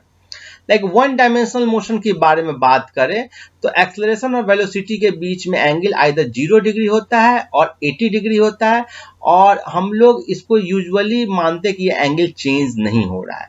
लाइक कोई ऑब्जेक्ट यदि इस तरफ जा रहा हो वेलोसिटी, एक्सेलरेशन भी उसी तरफ हो, तो एंगल थीटा क्या हो गया, 0 डिग्री हो गया, और इस केस में वेलोसिटी क्या होता है, इंक्रीज हो जाता है।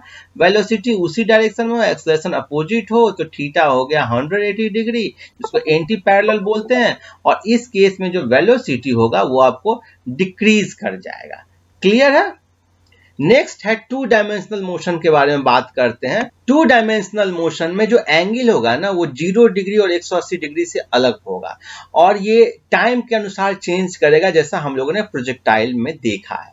यदि इनके बीच का एंगल 90 डिग्री होगा ना तो पाथ क्या होगा, पार्टिकल का सर्किल होगा। ये आप रट लो, ठीक है, पूछता है। अब हम लोग नेक्स्ट कंसेप्ट देखते हैं कि एंगल बिटवीन वेलोसिटी और एक्सेलरेशन कैसे वेलोसिटी को चेंज करता है और हर केस में क्या कर्व होना चाहिए, ठीक है, पार्टिकल किस वे में मोशन में रहेगा। सो यदि एंगल बिटवीन एक्सेलरेशन और वेलोसिटी -90 से +90 के बीच में होता है तो पार्टिकल क्या होता है, स्पीड अप होता है और speed of particle increases.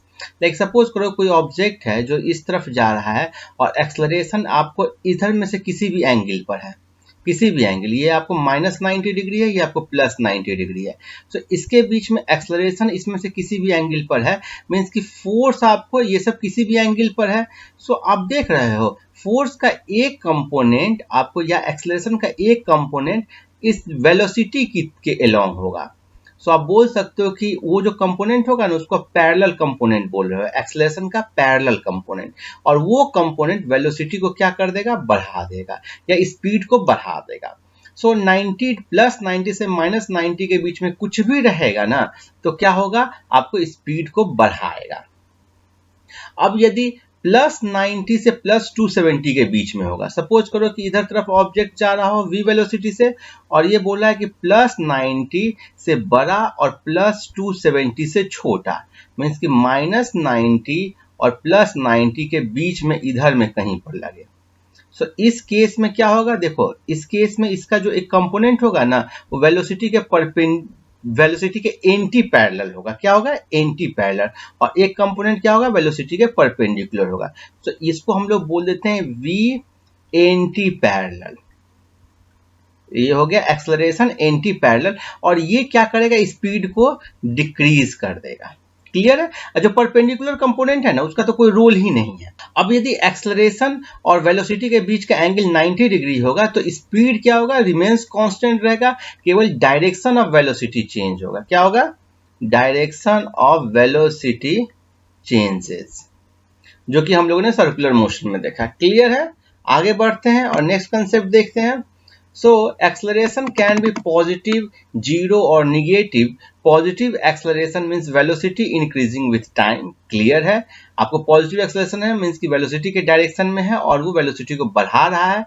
Zero acceleration means velocity is uniform constant.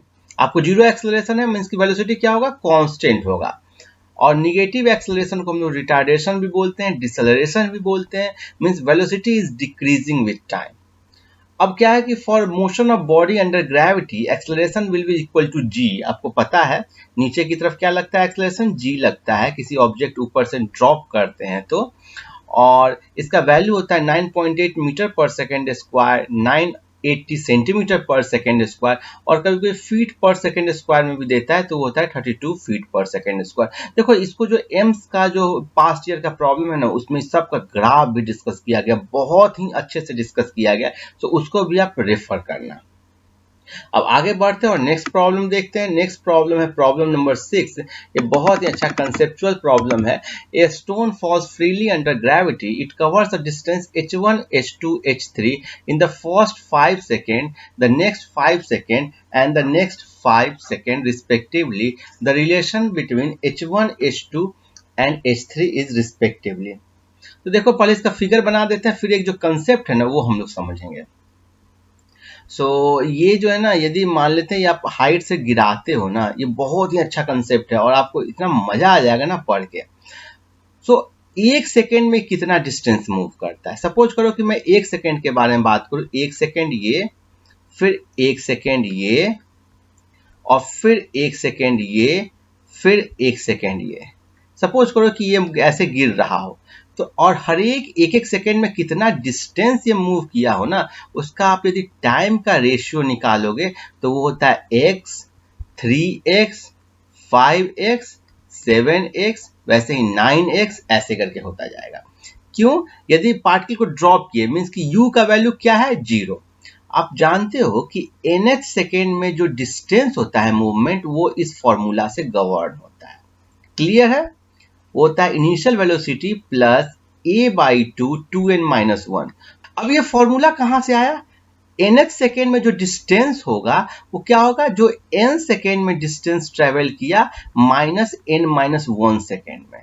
So n second में जो डिस्टेंस ट्रेवल किया वो क्या होगा, u इंटू टाइम का वैल्यू n डाल दो प्लस 1/2 a n स्क्वायर। आपने टाइम का वैल्यू n रखा और इस केस में कितना हो जाएगा, u n-1 plus 1/2 a n-1 का होल स्क्वायर। और इन दोनों को जब घटा दोगे ना तो यही होगा distance travel in nth second, और इसका वैल्यू आपको ये आ जाएगा। आप सॉल्व करके देख लेना। सो क्लियरली जब u का वैल्यू आप 0 ले लोगे, मीन्स की इनिशियल वेलोसिटी 0 ले लोगे, तो dn हो गया a/2 2n-1।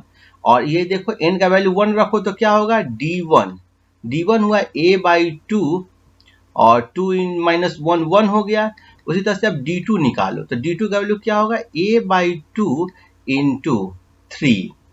फिर अब d3 निकालो, क्या आएगा, a/2 इंटू 5। d4 निकालो, ये क्या होगा, a/2 इंटू 7। तो देख रहे हो किस रेशियो में जा रहा है, 1 3 5 7। तो ये कंसेप्ट समझ गए। अब एक बहुत ही इंपॉर्टेंट कंसेप्ट है कि केवल एक सेकेंड के लिए ट्रू नहीं है, किसी भी आप इक्वल टाइम इंटरवल को लोगे ना तो वो ट्रू होगा। लाइक यदि आप 5 सेकेंड का ले लो, 5 सेकेंड का टाइम इंटरवल लोगे तो वो भी क्या होगा, 5 सेकेंड का टाइम इंटरवल लोगे तो वो भी किस रेशियो में होगा, 1 3 5 7।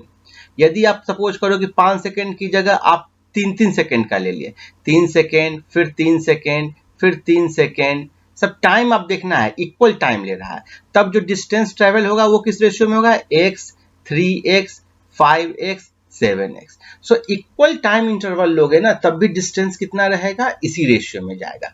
अब इसी कंसेप्ट को आप अप्लाई कर दो।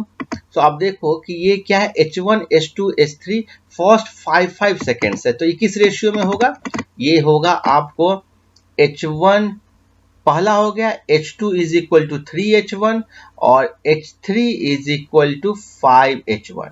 सो क्लियरली ये हो गया h1 और ये हो गया इक्वल टू h2/3 और ये हो गया h3/5। कितना आसानी से प्रॉब्लम बन गया। देखो ये आपको कंसेप्ट समझाने के लिए मैं इतना एक बार में बताया हूं, आप देखोगे तो आंसर डी होगा। अब मान लेते हैं, देखो नेक्स्ट प्रॉब्लम मैं अपने मन से डाला हूं, ratio of distance in first 5 second to next 10 second. पहले 5 सेकेंड और जो नेक्स्ट 10 सेकेंड है उसमें कितना डिस्टेंस है। सो ये पहला 5 सेकेंड है, उसके बाद ये 5 सेकेंड का 2 स्लॉट है। तो आप देखो ये रेशियो क्या होगा, 1 3 5। सो ये डिस्टेंस यदि x है तो ये डिस्टेंस कितना हो गया, 5 + 3 8x। सो इसका रेशियो क्या हो जाएगा, 1:8। देखिए कितनी आसानी से बन रहा है। इस कंसेप्ट पर हम लोग बहुत सारे अलग अलग प्रॉब्लम देखेंगे और आपको बना करके मजा आ जाएगा। अभी के लिए प्रॉब्लम नंबर 7 देखते हैं। The displacement x of a particle of mass m moving in one dimensional under the action of force is related to time t as t is equal to square root x plus 3, the displacement of particle when its velocity is 0. Also calculate the time instant when the velocity becomes 0. सो इसको हम लोग solve करते हैं। देखो दिया गया t, दिया गया है स्क्वायर रूट x प्लस 3। आपको मालूम करना है कि जब इसका वेलोसिटी 0 होगा तब डिस्प्लेसमेंट क्या होगा। सो वेलोसिटी आपको मालूम है, वेलोसिटी होता है dx/dt। सो आप dx/dt निकाल दो और उसको 0 के बराबर कर दो। सो dx/dt कैसे निकालोगे, इसको t के रिस्पेक्ट में डिफरेंशिएट कर दो। So differentiating with respect to t क्या हो जाएगा, dt/dt इज इक्वल टू, इसको करोगे तो क्या होगा, x का पावर क्या है, मैं इधर लिख देता हूँ, x का पावर ये है 1/2। सो इसको डिफरेंशिएट करोगे तो क्या होगा, 1/2 x का पावर -1/2 इंटू dx/dt।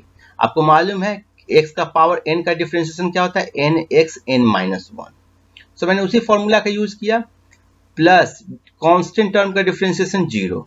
सो ये हो गया 1/2 स्क्वायर रूट x, dx/dt को वेलोसिटी लिख दिए और dt/dt 1 हो गया। So v is equal to 2 square root x आ गया, and when v is equal to 0 v को 0 कर दोगे, square root x is equal to 0, x is equal to 0, तो आंसर हो गया 0। तो अब ऐसे करके इसको सॉल्व कर दोगे तो कम समय में हुआ।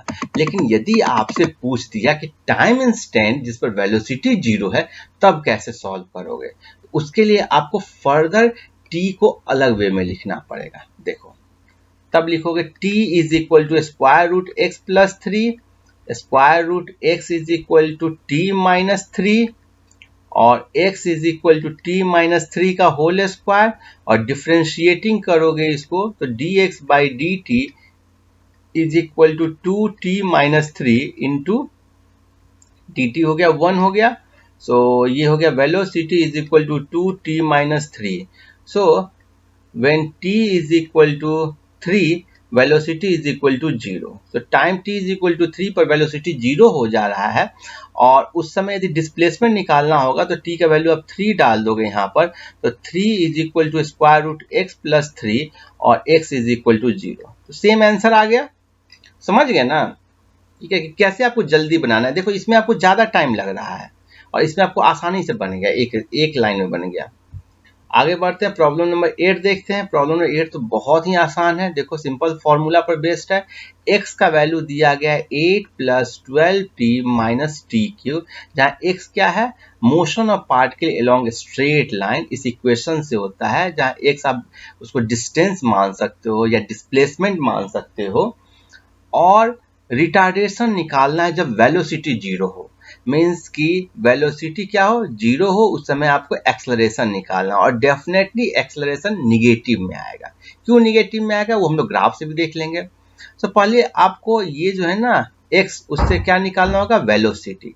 वेलोसिटी कैसे निकालोगे, dx बाई dt करके, और उसको फिर आप डिफ्रेंशिएट करोगे फिर से, तो क्या निकलेगा, ये आप डिफ्रेंशिएट कर दोगे तो एक्सेलरेशन निकल जाएगा, that is d 2x by D t square या फिर dv बाई डी टी। तो एक बार पहले डिफ्रेंशिएट करते हैं। सो इसको डिफ्रेंशिएट करोगे तो वेलोसिटी का वैल्यू आ गया आपको 12 माइनस 3t स्क्वायर। बोला कि कब वेलोसिटी 0 होगा उस पॉइंट पर निकालना है। सो v इज इक्वल टू 0 कर दोगे तो t का वैल्यू आ गया आपको 12 बाई 3 का square root, that is square root 4 और 2 आ गया। अब आप एक्सेलरेशन निकालो। सो एक्सेलरेशन का वैल्यू आया dv by D t, that is minus 6t, and at t is equal to 2 आपको एक्सेलरेशन हो गया minus 6 into 2, that is minus 12 metre per second square. अब रिटार्डेशन है, मीन्स कि ऑलरेडी प्रॉब्लम में बोल दिया है रिटार्डेशन। सपोज करो कि आंसर होता है माइनस 12 और 12, तो तुम क्या मारते, 12 मारते, क्योंकि आपको रिटार्डेशन बोला है। यदि बोलता है कि एक्सेलरेशन ऑफ द पार्टिकल, आपसे पूछता है एक्सेलरेशन ऑफ पार्टिकल, तो आप क्या लिखते, माइनस 12। आपसे पूछ रहा है रिटार्डेशन ऑफ पार्टिकल, तो आप क्या लिखोगे, 12। क्लियर है? सो 12 मीटर पर सेकेंड स्क्वायर। अब इस सवाल का थोड़ा हम लोग पोस्टमार्टम करते हैं। सो पहला पोस्टमार्टम ये होगा कि जो एक्सेलरेशन है या जो रिटार्डेशन है वो क्या है, कांस्टेंट नहीं है, नॉट कांस्टेंट। नॉट कांस्टेंट होने का मतलब क्या है, आप जो इक्वेशंस होते हैं v बराबर u प्लस ए टी, s बराबर U T plus half A T square and v square is equal to 2 u square plus 2s, इसको अप्लाई नहीं कर सकते हो। पहला चीज हो गया। फिर इसमें जो बॉडी है ना उसका मोशन क्या है उसको थोड़ा समझते हैं। सो देखो, पहला चीज कि x t is equal to 0 पर पार्टिकल कहाँ पर है, t इज इक्वल टू 0 पर पार्टिकल आपको x इज इक्वल टू 8 पे है। सो ये हो गया t is equal to 0, particle हो गया x इज इक्वल टू 8, और वेलोसिटी क्या है t इज इक्वल टू 0 पर। So v at t is equal to 0, ये हो गया 12 माइनस 0, डेट इज g12, और ये 12 मीटर पर सेकेंड के स्पीड से इस तरफ जा रहा है पॉजिटिव डायरेक्शन में, यदि हम लोग इस डायरेक्शन को पॉजिटिव मान रहे हैं तो। अब क्या है कि इस पर उस समय जो एक्सेलरेशन लग रहा है या जो रिटार्डेशन लग रहा है वो क्या है, 0 है। अभी 0 है, t इज इक्वल टू 0 पर रिटार्डेशन 0 है, लेकिन जैसे ये चलना शुरू करता है इस तरफ, इस पर एक रिटार्डेशन लगना शुरू होता है जो टाइम के अनुसार चेंज हो रहा है। इस इक्वेशन से। और इसके कारण पार्टिकल कुछ जाता है दूरी पर और 2 सेकेंड के बाद t is equal to 2 second पर यहाँ पर ये मोमेंटरली रेस्ट में आता है, वेलोसिटी यहाँ पर क्या हो जाता है, 0 हो जाता है। उसके बाद पार्टिकल फिर अपोजिट डायरेक्शन में मूव करना शुरू करता है, बिकॉज रिटार्डेशन इसी डायरेक्शन में लग रहा है 60 और टाइम के साथ इसका वैल्यू बढ़ता जा रहा है। सो इसका स्पीड क्या होता जाएगा, बढ़ता जाएगा, तेजी से बढ़ता जाएगा और ये माइनस इन्फिनिटी पे चला जाएगा। तो इस तरह से आप फिजिक्स को विजुलाइज करोगे ना तो आपके नंबर ना पूरे आएंगे। अच्छा लगा, आगे बढ़ते हैं, नेक्स्ट प्रॉब्लम देखते हैं। नेक्स्ट प्रॉब्लम है प्रॉब्लम नंबर 9। ये बहुत ही आसान प्रॉब्लम है, बच्चों का है। A boy standing at the top of tower 20 metre height, ये 20 मीटर हाइट है और यहां से स्टोन को ड्रॉप कर दिया, जेंटली ड्रॉप कर दिया। ड्रॉप मतलब क्या हो गया, इनिशियल वेलोसिटी 0। ध्यान देना हमेशा g का वैल्यू लिया गया 10 मीटर पर सेकेंड स्क्वायर, तो किस वेलोसिटी से ये हिट करेगा। सो आप देखो v क्या होगा, फॉर्मूला लगाओगे v square is equal to you square plus 2gh। नीचे की तरफ जो acceleration due to gravity g है, सो इसलिए यहां पर आ जाएगा, देखो ये हो गया फाइनल वेलोसिटी, ये हो गया इनिशियल वेलोसिटी, उसके बाद g हो गया एक्सेलरेशन ड्यू टू ग्रेविटी और h हो गया हाइट। आपको v निकालना है तो ये हो जाएगा v स्क्वायर, u का वैल्यू 0 है तो 0 प्लस 2g, h का वैल्यू है 20 और v हो गया स्क्वायर रूट 2gh। सो ये ना एकदम गांठ बांध लो, यदि यहाँ से h हाइट से ड्रॉप करते हैं तो जमीन पर जिस वेलोसिटी से हिट करता है वो होता है स्क्वायर रूट 2gh, और वैसे ही स्क्वायर रूट 2gh यदि स्पीड से फेंके ना तो कितना हाइट जाएगा, ये आपको h हाइट जाएगा। तो इस चीज को एकदम ना रट लो, ऐसे हम लोग इसको और बहुत कंसेप्चुअली देखेंगे। तो ये हो गया square root 2 into 10 into h का वैल्यू कितना है 20, तो ये हो गया 20 दूनी 20 400, डेट इज आपको हो गया 20 मीटर पर सेकेंड। आंसर हो जाएगा बी। आगे बढ़ते हैं।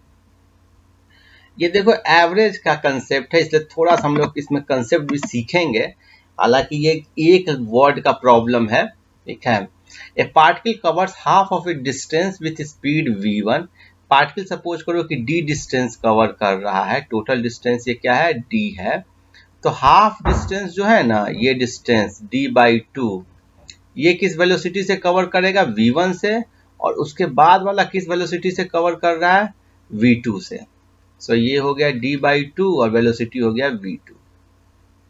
आपको कैलकुलेट करना है कि इसका एवरेज स्पीड क्या होगा कंप्लीट जर्नी के लिए। तो पहले मैं बेसिक से सॉल्व कर देता हूं, बाकी आपको सबको फॉर्मूला पता होगा, आप सब स्टूडेंट्स को, कि फॉर्मूला होता है 2v1 v2 by v1 plus v2। तो ये फॉर्मूला आप अप्लाई कर दोगे, आंसर निकालो। लेकिन बनाना सवाल केवल इंपॉर्टेंट नहीं है, बेसिक से कैसे निकालते वो भी जानेंगे। और ये जो दोनों इंपॉर्टेंट कंसेप्ट है, टाइम एवरेज स्पीड और डिस्टेंस एवरेज स्पीड क्या है।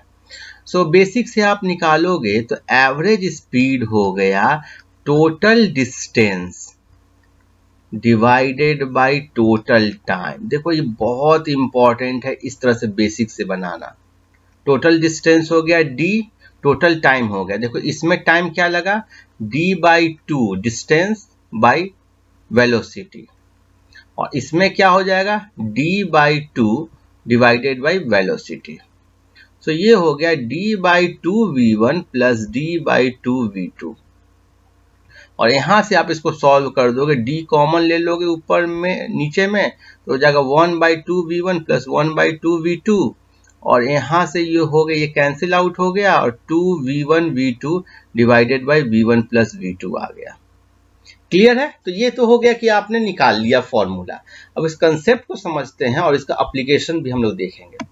तो एवरेज स्पीड होता है total distance cover divided by total time, और टाइम एवरेज स्पीड किसको बोलते हैं, वो है when particle moves with different uniform speed v1 v2 v3 etc in time interval t1 t2 t3, then its average speed over the total time of journey। देखो यहाँ पर आप डिस्टेंस के बारे में बात नहीं कर रहे हो, आप टाइम के बारे में बात कर रहे हो। आप एवरेज क्या, टाइम का वेट ले रहे हो। ये क्या है, जो वेट है ना, ये टाइम का ले रहे हो। सो इस केस में ये क्या हो जाएगा, total distance by total time, और ये हो गया टोटल डिस्टेंस क्या है, आपको t1 टाइम, ये ना v1 वेलोसिटी से t1 टाइम गया, v2 वेलोसिटी से आपको t2 टाइम में गया, तो ये डिस्टेंस क्या हो जाएगा v1 t1, ये डिस्टेंस क्या हो जाएगा v2 t2। टोटल डिस्टेंस ऊपर लिख दिए, टोटल टाइम नीचे लिखे, यही होता है आपको टाइम एवरेज स्पीड। अब टाइम एवरेज स्पीड का एक इंपॉर्टेंट एप्लीकेशन है कि यदि हाफ टाइम में, मीन्स कि सपोज करो कि 2 पार्ट में ये डिस्टेंस कवर किया हो, ठीक है, और ये हो गया हाफ टाइम, ये हो गया हाफ टाइम, ये वेलोसिटी है v1, ये वेलोसिटी है v2, तो जो एवरेज होगा वो क्या होगा v1 प्लस v2 बाई 2, ठीक है। यदि ये मान लो 1/3 है, लाइक ये t/3, t/3, t/3, तब क्या होगा, आप निकाल करके देख लो v1 v2 v3, v1 v2 v3, तो निकालो क्या होगा v1 t/3 plus v2 t/3 plus v3 t/3 divided by t, और ये हो गया v1 plus v2 plus v3/3। सो इस केस में ना आपको क्या होता है, मीन होता है। 2 पार्ट में किए तो v1 प्लस v2 बाई 2, 3 हुआ तो v1 plus v2 plus v3 by 3, 4 होगा इक्वल तो क्या लिखोगे v1 plus v2 plus v3 plus v4 by 4। ऐसे ही n पार्ट में छोटे छोटे किया है तो क्या हो जाएगा v1 plus v2 dash dot dot vn by n, means average लोगे, ठीक है। सेकेंड आपको हो गया डिस्टेंस एवरेज स्पीड। क्या हो गया डिस्टेंस एवरेज स्पीड, इसमें क्या लिखोगे, मान लेते हैं कि d1 distance, d2 distance, d3 distance, हर एक डिस्टेंस आपको किस स्पीड से किया है, v1 स्पीड से, फिर v2 स्पीड से, फिर v3 स्पीड से, तो टोटल डिस्टेंस हो जाएगा, सब डिस्टेंस को जोड़ दो और सब टाइम को जोड़ दो। सो टाइम कैसे निकालोगे, t1 निकालोगे d1 बाई v1, t2 निकालोगे d2 बाई v2, t3 निकालोगे d3 बाई v3। तो यही काम मैं यहां पर किया हूं, देखो। और ये जब इसको सॉल्व करोगे ना, तो आपको सॉल्व करने के लिए कुछ इसमें होना चाहिए कंडीशन, तभी आप सॉल्व कर पाओगे। अदरवाइज जनरल फॉर्मूला मेरा ये है, total distance divided by total time, ऐसे निकाल करके। सो जब कंडीशन डाल दोगे d1 is equal to d2 is equal to d by 2, तो एवरेज क्या हो गया स्पीड, ये आ गया d divided by d by 2v1 plus d by 2v2, और यहां से आ जाता है यही वाला फॉर्मूला जो हम लोगों ने अभी देखा। क्लियर है, मीन्स कि half distance d by 2v1 से गया, हाफ d बाई 2v2 से गया।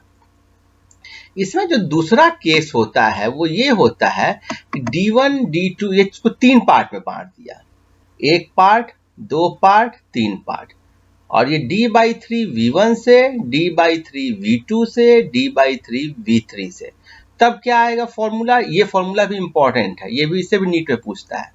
ये होता है एवरेज, वैसे ही सॉल्व किया हूं मैं, तो आया 3v1 v2 v3 divided by v1 v2 plus v2 v3 plus v3 v1, और यही एवरेज स्पीड हो गया। ये तो हुआ आपको डिस्क्रीट केस में। कंटिन्यूअस केस में कैसे होता है, देखो आपको ऐसा यदि दे दे ग्राफ एग्जाम में, ऐसे कुछ बनाकर दे दे और बोलेगा कि एवरेज स्पीड निकालो बच्चों, इसका एवरेज स्पीड निकालो, तो आपको ये पता करना होगा कि ये टाइम क्या है, इनिशियल टाइम, फाइनल टाइम। सबसे पहले आप इसका एरिया निकालोगे, आप ध्यान दोगे कि area under vt curve, y axis पर वेलोसिटी, एक्स एक्सिस पर t, so area under VT curves gives you displacement, क्या देता है ये, टोटल वेलोसिटी टाइम कर्व का जो एरिया होगा, हम लोगों ने देख रखा है, ये देता है डिस्प्लेसमेंट, और स्पीड टाइम कर्व, स्पीड यदि टाइम कर्व बना देगा तो उसके बीच का जो एरिया होगा वो क्या दे देगा, डिस्टेंस। सो आप डिस्टेंस या डिस्प्लेसमेंट निकाल लोगे, ठीक है, ये मैंने निकाल दिया ऊपर में, और टोटल डिस्टेंस निकाल दिया, अब टोटल टाइम से डिवाइड कर दिया। तो टोटल टाइम कैसे निकालोगे, integration of dt initial time to final time, और टोटल डिस्टेंस कैसे निकालोगे, integration of v dt initial time to final time. एकदम क्लियर, क्रिस्टल क्लियर, कोई डाउट हो मुझसे कमेंट में पूछिए। और अब हम लोग प्रॉब्लम नंबर 11 देख लेते हैं। क्लियर है? प्रॉब्लम नंबर 11 निहायत ही आसान प्रॉब्लम है, ठीक है। तो इसमें हम लोग ज़्यादा समय नहीं देंगे। ये बोल रहा है a particle moves in a distance x in time t according to equation x is equal to t plus 5 to the power -1 the acceleration of particle is proportional to. So x का value दिया गया है, x का value है t plus 5 to the power -1। इसको एक बार differentiate करोगे तो आपको वेलोसिटी मिलेगा। सो d बाई डी टी जो ऑपरेटर है वो हम लोग लगा देते हैं, तो dx बाई डी टी हो गया वेलोसिटी के equal -1 t plus 5 to the power -2। आपको जो डिफ्रेंसिएशन इंटीग्रेशन में दिक्कत हो, जो बेसिक है ना, तो आप बोल सकते हैं, मैं उसके लिए भी वीडियो बना दूंगा। तो ये हो गया वेलोसिटी का वैल्यू। और वैसे ही एक बार इसको और डिफ्रेंशिएट करोगे तो आपको एक्सेलरेशन निकलेगा। तो एक बार फिर मैं डिफ्रेंशिएट कर देता हूँ, तो dv बाई डी टी हो गया -1 into -2 t plus 5 to the power -3, और ये हो गया 2 t to the power 5 to the power -3। अब आपको दे रहा है कि एक्सेलरेशन या तो वेलोसिटी के रिस्पेक्ट में क्या प्रोपोर्शनल है या डिस्टेंस के रिस्पेक्ट में। सो आप लिख सकते हो 2 into t plus 5 to the power -1 का पावर 3। सो ये हो गया 2 इंटू डिस्प्लेसमेंट का पावर क्यू। तो देखो डिस्प्लेसमेंट का पावर क्यू वाला कोई है, या डिस्टेंस बोल दो, यहाँ चूंकि डिस्टेंस दिया गया है। सो 2x का पावर क्यू वाला कोई नहीं है, सो ये डिस्टेंस वाला नहीं होगा। अब वेलोसिटी के रिस्पेक्ट में देखते हैं। सो इसी को आप लिख सकते हो 2t plus 5 to the power -2 का पावर 3/2 लिख सकते हो। क्लियर है? सो ये हो गया डायरेक्टली प्रोपोर्शनल टू वेलोसिटी या स्पीड का पावर 3/2। क्योंकि डिस्टेंस है तो यहाँ स्पीड लिख देना। सो डायरेक्टली प्रोपोर्शनल टू स्पीड का पावर 3/2। देखो तो स्पीड या वेलोसिटी का पावर 3/2 है, हाँ, ऑप्शन ए होगा करेक्ट। आगे बढ़ते हैं। देखो problem number 12। A ball is dropped from the high-rise platform at t is equal to 0 starting from rest. After 6 seconds, another ball is thrown downward from the same platform with speed v. The two balls meet at t is equal to 18 seconds. What is the value of v? देखो बहुत ही आसान problem है यदि आप relative motion के concept को apply करोगे तो। सो हम लोग इस प्रॉब्लम को दो तरीके से सॉल्व करेंगे। एक हम लोग रिलेटिव मोशन का कंसेप्ट अप्लाई करके, और दूसरा ट्रेडिशनल मेथड से। सो मैं आपको दोनों मेथड्स को सॉल्व करके दिखाता हूं ताकि आप कंसेप्ट को समझ पाओ ज़्यादा अच्छे से। तो सपोज करो कि फर्स्ट बॉल है जिसको मैं बॉल ए नाम से बोला, और ये ड्रॉप किया जाता है। ड्रॉप किया गया मीन्स की इनिशियल वेलोसिटी 0 है और ये मूव करता है, नीचे की तरफ गिरता है। जब ये 6 सेकेंड तक मूव कर जाता है, तो सपोज करो उस समय ये पॉइंट P पे था और कुछ वेलोसिटी से नीचे जा रहा होगा। उसी समय जब ये 6 सेकेंड मूव कर जाता है, मीन्स कि ये पॉइंट होगा t इज इक्वल टू 6 और ये पॉइंट है t इज इक्वल टू 0। तब एक दूसरा बॉल B है जिसको ड्रॉप किया जाता है किसी वेलोसिटी v से, और वही v आपको निकालना है। ये दोनों बॉल क्या है कि 18 सेकेंड के बाद मिलते हैं, पहले बॉल के 18 सेकेंड के बाद। मीन्स कि जब t is equal to 18 seconds होता है, तो ये हो गया t is equal to 18 second, तो ये बॉल दोनों मिल जाते हैं। ये बॉल भी आ जाता है, ये बॉल भी आ जाता है। मीन्स कि इस बॉल के लिए ये जो टाइम लगा ना, ये टाइम ये है 12 सेकेंड। तो आपको कैलकुलेट करना है कि ये जो वैल्यू ऑफ v क्या होगा, किस वेलोसिटी से ये फेंका गया है। तो बहुत ही आसान प्रॉब्लम है ये। सो फर्स्ट मेथड से हम लोग सॉल्व करते हैं। आपको मालूम है एक formula s is equal to U T plus half A T square constant acceleration के लिए। सो नीचे की तरफ एक्सलरेशन का वैल्यू g है। सो आप करोगे फॉर बॉल ए। बॉल ए के लिए देखो क्या है, 18 सेकेंड में कितना डिस्टेंस ट्रेवल किया वो निकालोगे। सो 18 सेकेंड्स में आप t is equal to 18 second लो और इनिशियल वेलोसिटी है 0। सो लिखोगे h is equal to U T plus half G T square. ये आपको 0 के इक्वल हो जाएगा, u 0 है। सो h हो गया 1/2 g, t का वैल्यू आप लिख दो 18। ये हो गया इक्वेशन 1 और इसको आप बोल दो ha। सिमिलरली अब फॉर बॉल b करो। बॉल b के लिए hb हो जाएगा ub t plus 1/2 gt square, और यू बी आपको देखो इनिशियल वेलोसिटी v है, सो v टाइम का वैल्यू क्या है 12 सेकेंड, 12 सेकेंड में आया है, प्लस 1/2 g इंटू 12 का होल स्क्वायर। सो ये दोनों हाइट इक्वल हो जाएगा, ये आपको एच है टोटल, ये आपको एच बी है टोटल। तो क्लियरली आप इन दोनों को इक्वेट कर दोगे तो आपको आंसर निकल जाएगा। सो मैं इक्वेट करता हूं इसको, 1/2 g इंटू 18 का whole square is equal to हो जाएगा v into 12 plus 1/2 g into 12 का होल स्क्वायर। सो अब कर दो आप सॉल्व को, सो v into 12 is equal to 1/2 g 18 square minus 12 square, it is 1/2 g 18 plus 12 that is 30, 18 minus 12 that is 6, और इस तरफ हो जाएगा v इंटू 12। सो इसको सॉल्व कर दोगे तो आसानी से बन जाएगा, g का वैल्यू 10 है, सो आप लिख दो इसको, v is equal to g का value 10 into 30 into 3 divided by 12, so ये 4 और 300/4 that is 75, सो आंसर होना चाहिए 75 मीटर पर सेकेंड। सो मेरा उद्देश्य सॉल्व तो हो गया, आंसर आ गया, लेकिन मैं बेसिकली आपको रिलेटिव मोशन से समझाना चाह रहा हूँ। अब इस प्रॉब्लम को हम लोग रिलेटिव मोशन के कंसेप्ट से बनाते हैं, बहुत ही इंटरेस्टिंग और बहुत ही इंपॉर्टेंट कंसेप्ट है। सो जिनको आता है उनके लिए तो ठीक है, वो सीधे स्ट्रेट अवे नेक्स्ट प्रॉब्लम में जाएं, जिनको नहीं मालूम है उनके लिए कंसेप्ट हेल्पफुल होगा। सो ये आपको बॉल ए है, ये आपको बॉल बी है। ये बॉल ए जब ड्रॉप किया जाता है तो 6 सेकेंड में एक पर्टिकुलर पॉइंट पी पे आ रहा है और इसका वेलोसिटी नीचे की तरफ v है, आप v1 बोलो क्योंकि v इसका b का वेलोसिटी है। सो v1 क्या हो जाएगा, पहले v1 निकालो, ये होगा u प्लस जी टी और t का वैल्यू 6 सेकेंड है, तो 10 into 6 date is 60 metre per second. सो ये हो जाएगा 60 मीटर पर सेकेंड, और ये कितना डिस्टेंस हुआ, ये हुआ 1/2 g T square, date is 1/2 जी का वैल्यू 10 हो गया, 6 का होल स्क्वायर 360/2 180, सो ये 180 मीटर हुआ। क्लियर है यहाँ तक। उसी समय बी ड्रॉप किया जाता है और ये दोनों जाते हैं और 12 सेकेंड के बाद मिल जाते हैं। सो आप देख सकते हो कि जब ये मोशन स्टार्ट हुआ दोनों का, उसी समय आप रिलेटिव मोशन के कंसेप्ट को अप्लाई करोगे।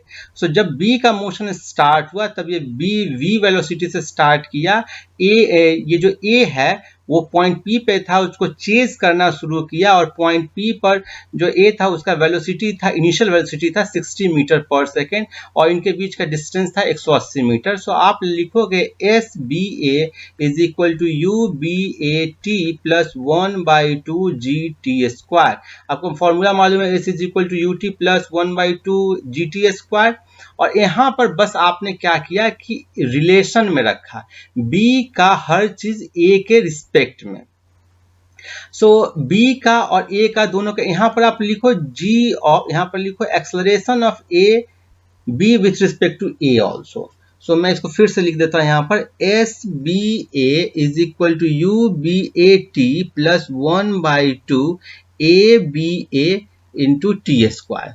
अब टाइम t कितना है 12 सेकेंड। क्यों 12 सेकेंड है, बिकॉज जब ये यहाँ पर था और ये स्टार्ट हुआ था उस समय से हमको मोशन को कंसीडर करना है और ये 12 सेकेंड के बाद का मोशन है।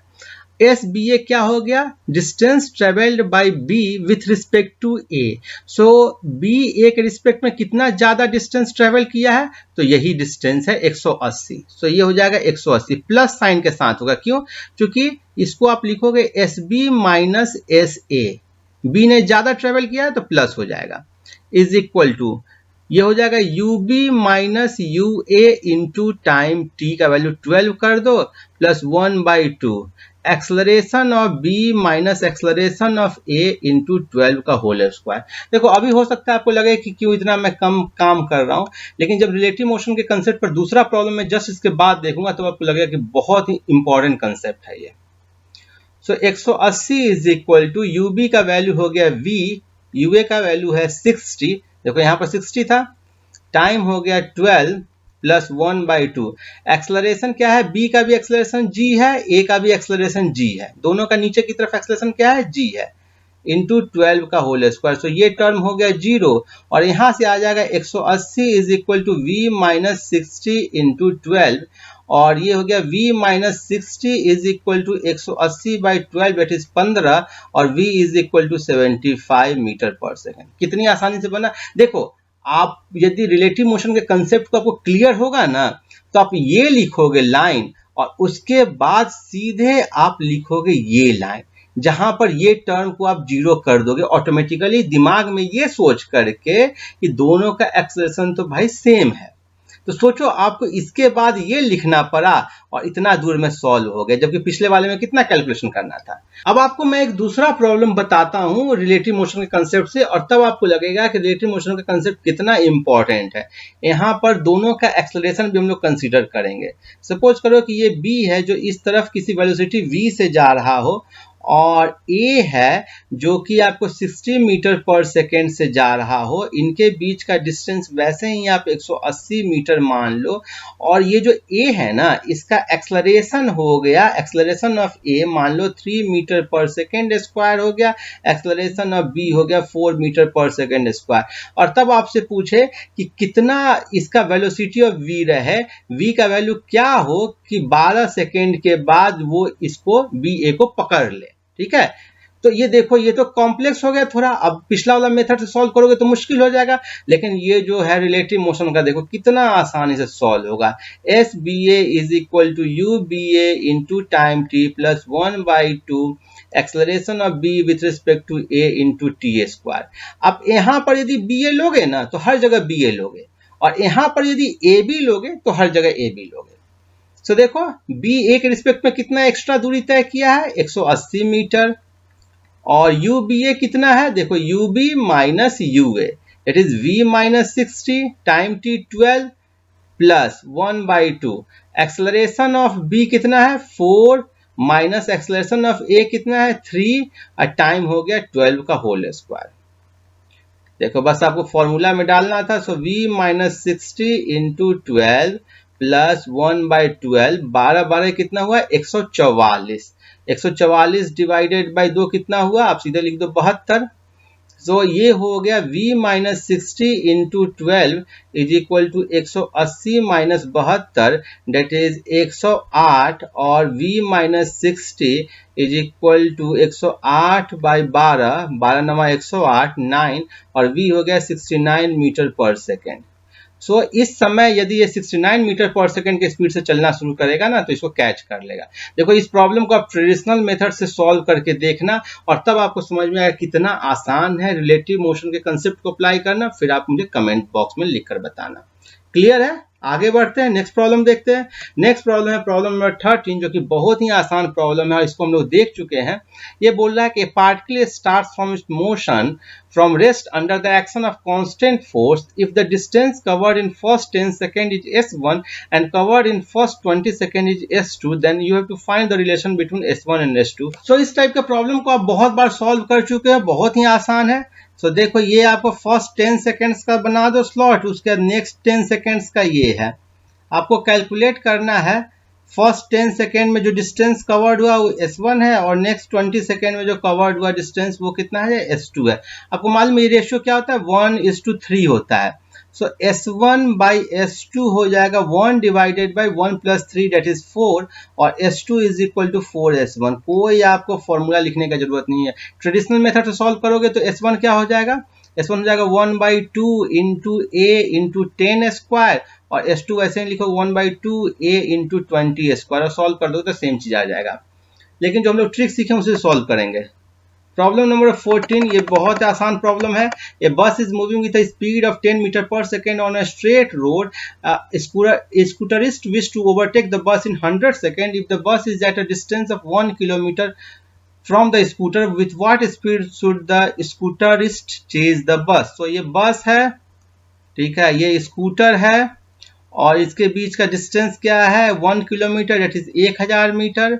बस किस स्पीड से मूव कर रहा है, v बस है आपको 10 मीटर पर सेकेंड, और स्कूटर का वेलोसिटी फाइंड आउट करना है vs, v scooter. Relative motion का कंसेप्ट लगा लो। सो 1000 divided by vs minus vb, ये कितना होगा आपको 100 सेकेंड। क्लियर है? सो यहाँ से आ जाएगा vs minus vb is equal to 1000 divided by 100 that is 10 और vs is equal to vb plus 10 that is 10 plus 10 that is 20 metre per second. ये हो गया सॉल्व। अब आप बोलोगे सर ये क्या किए आप, तो आपका जो यदि ट्रेडिशनल तरीके से लिखोगे तो लिखोगे s scooter with respect to bus is equal to u scooter with respect to bus into time t plus 1 by 2। Acceleration दोनों का जीरो है, सो जीरो टी स्क्वायर, ये वाला हट गया। So S scooter with respect to bus में कितना extra distance travel किया है, 1000 इज इक्वल टू ये हो जाएगा we S minus 10 into time T दिया हुआ है 100। सेम चीज आ गया ना। ऐसे भी यदि दोनों एक ही डायरेक्शन में मूव कर रहा है तो उस डिस्टेंस को, ये जो डिस्टेंस है ना, इसको ये लोग किस स्पीड से खत्म कर रहा है, वो स्पीड है आपको V S minus V B.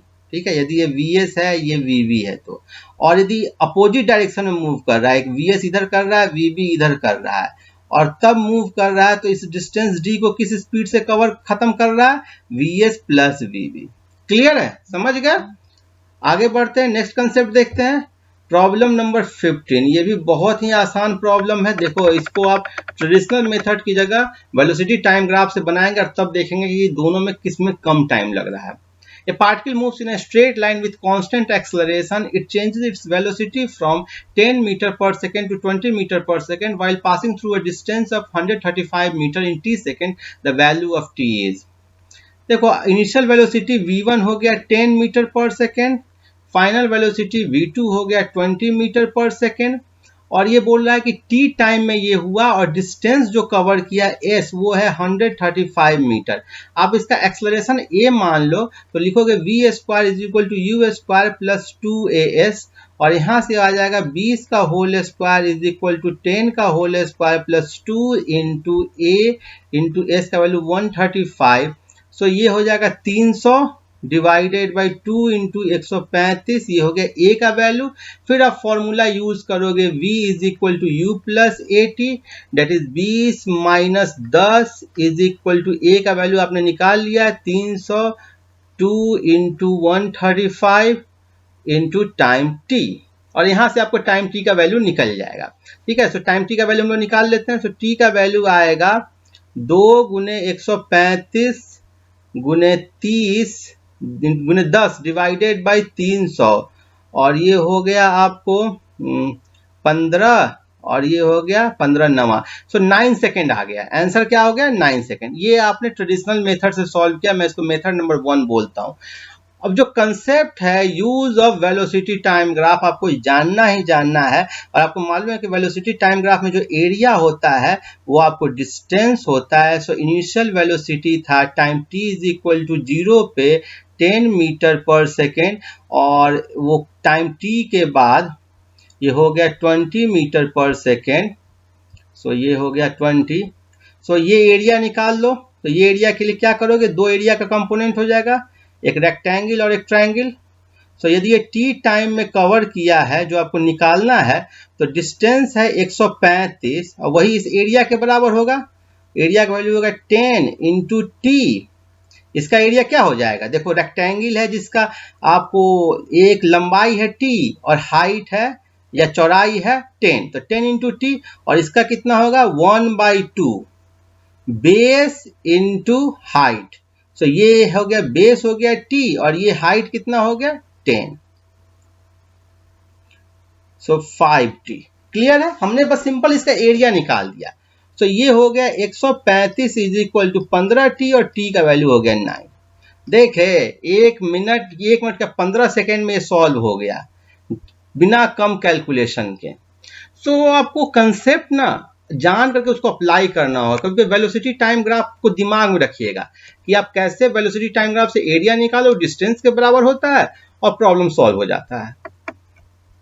Problem number 16, ये कंसेप्चुअल प्रॉब्लम है, अच्छा प्रॉब्लम है। A particle moving along X axis has an acceleration f at time t given by f is equal to f0 1 minus t by t, capital T। ये बोला acceleration है। Particle t is equal to 0 पर 0 velocity है, so t t is equal to 0, velocity आप initial velocity u मान लिया, वो 0 के इक्वल हो गया। अब बोल रहा है कि time interval t is equal to 0 and at the instant when f is equal to 0 the particle velocity vx is. सो आपको कैलकुलेट करना है कि at t is equal to कौन सा टाइम इंस्टेंट, उस टाइम इंस्टेंट जिस समय एक्सेलरेशन आपको 0 होता है। ठीक है, सो पहले आपको निकालना होगा एक्सेलरेशन किस पॉइंट पर 0 होता है। सो एक्सेलरेशन को 0 करो for f is equal to 0, f ही मेरा एक्सेलरेशन है, f0 1 minus t by capital T is equal to 0, और यहाँ से आया 1 minus small t by capital T is equal to 0, और स्मॉल t हुआ कैपिटल T। सो इस टाइम इंस्टेंट पर आपको वेलोसिटी vx निकालना है। समझ गए प्रॉब्लम को? नहीं तो फिर से पढ़ कर देखिए। ये एक्सेलरेशन दिया गया है, इनिशियल वेलोसिटी दिया गया है, मालूम करना है जिस समय एक्सेलरेशन 0 होगा उस समय वेलोसिटी क्या होगा। तो किस समय एक्सेलरेशन 0 हो रहा है वो मैं निकाल लिया। अब एक्सेलरेशन से वेलोसिटी कैसे निकालो? देखो कांस्टेंट एक्सेलरेशन तो है नहीं, सो आप कैलकुलस का यूज करोगे, एक्सेलरेशन को लिखोगे dv by dt, dv by dt is equal to f0 1 minus t by capital T, और dv is equal to f0 1 minus small t by capital T into dt। इसको integrate कर दोगे, निकल जाएगा। Integration का limit क्या दोगे? Time का limit 0 to capital T, so 0 to capital T, और 0 पे इनिशियल वेलोसिटी क्या था? 0 था, और इस पर आपको वेलोसिटी vx है जो निकालना है। सो ये इंटीग्रेशन का लिमिट हो गया vx minus 0 is equal to f0 constant है तो बाहर निकल गया, integration 1 minus small t by capital T dt।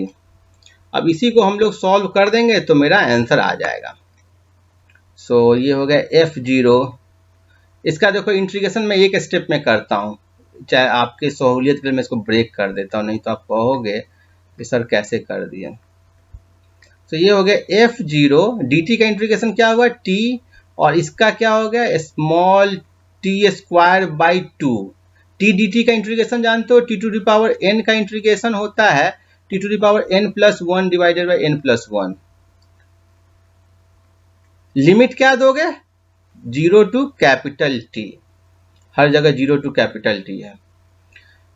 सो अब सॉल्व कर दो, हो गया f0 t minus capital T square by 2t, यही हो गया answer, that is f0 t minus t by 2 that is t by 2।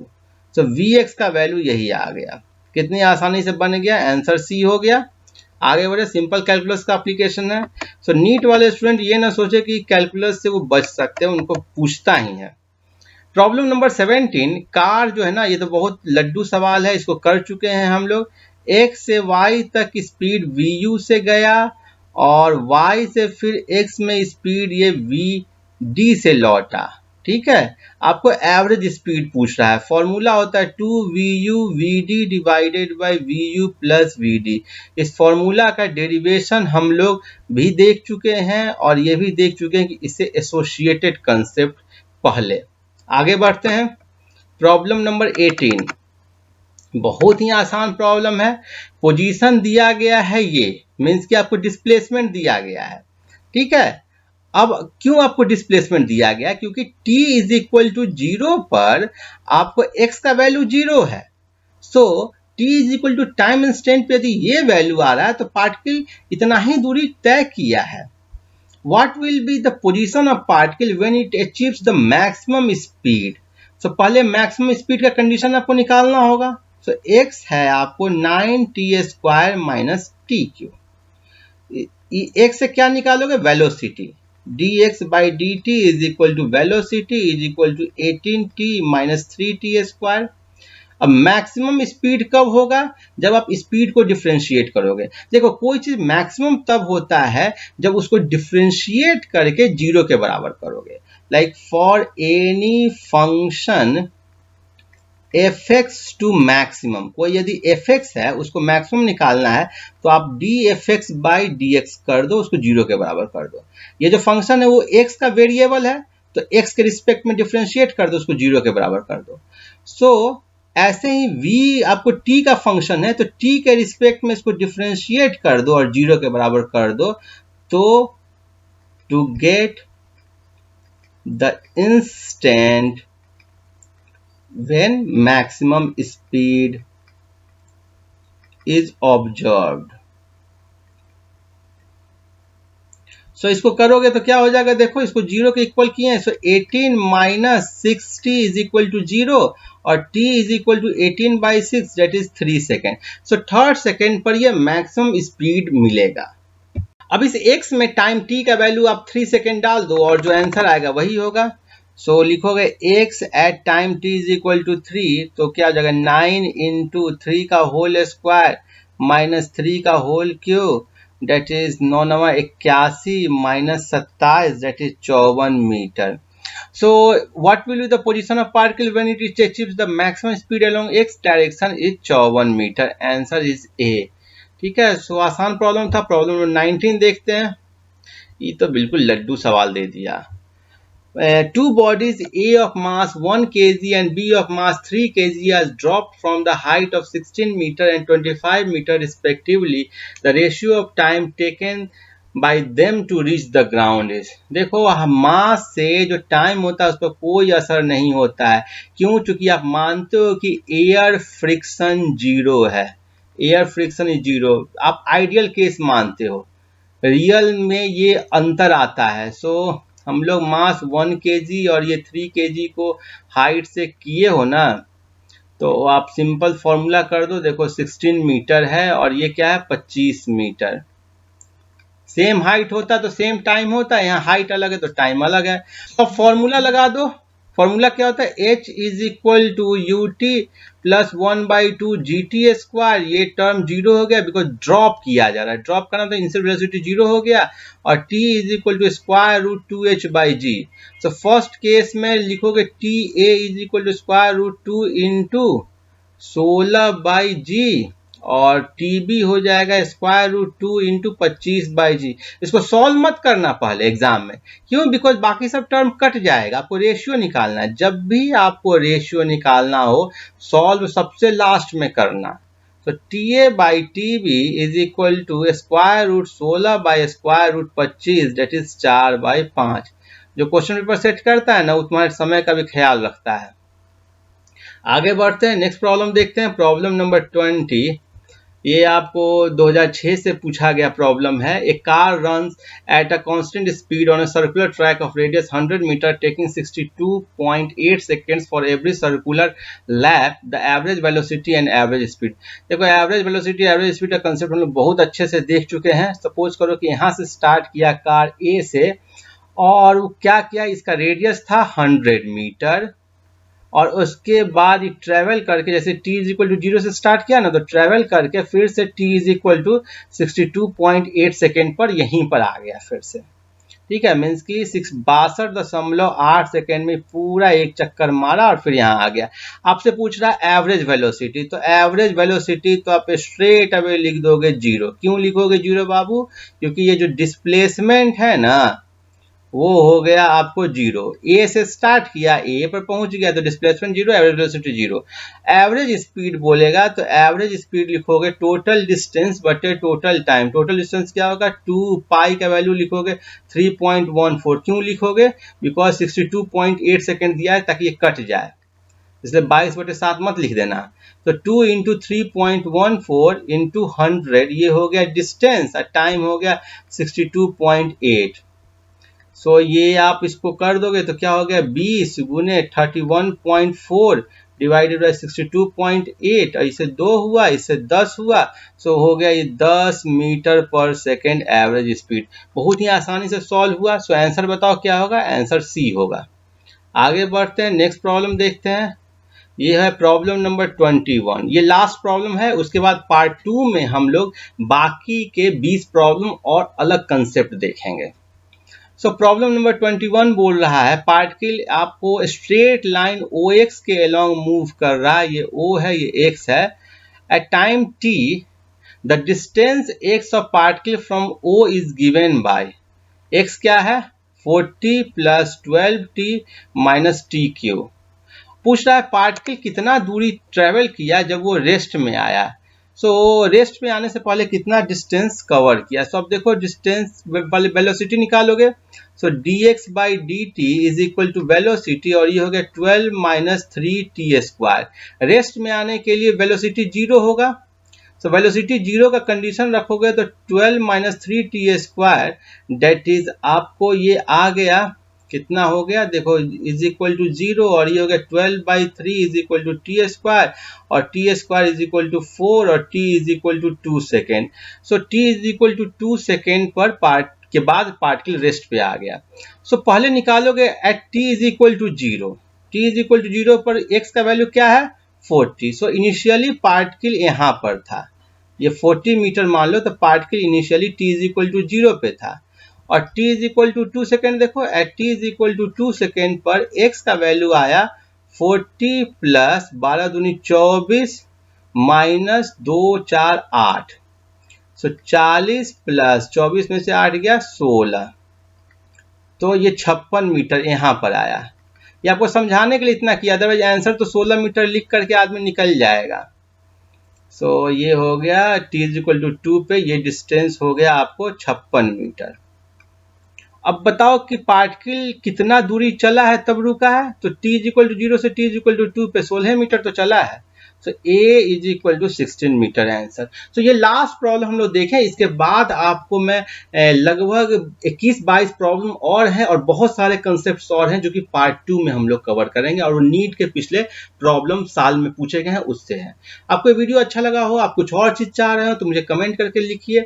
आप यदि किसी पर्टिकुलर टॉपिक का चाह रहे हैं वीडियो तो वो भी मुझे बोलिए। ऐसे मैं फिर आपके लिए नीट के फिजिक्स का लास्ट 30 इयर्स का हर चैप्टर वाइज प्रॉब्लम वीडियो लेकर के आऊंगा।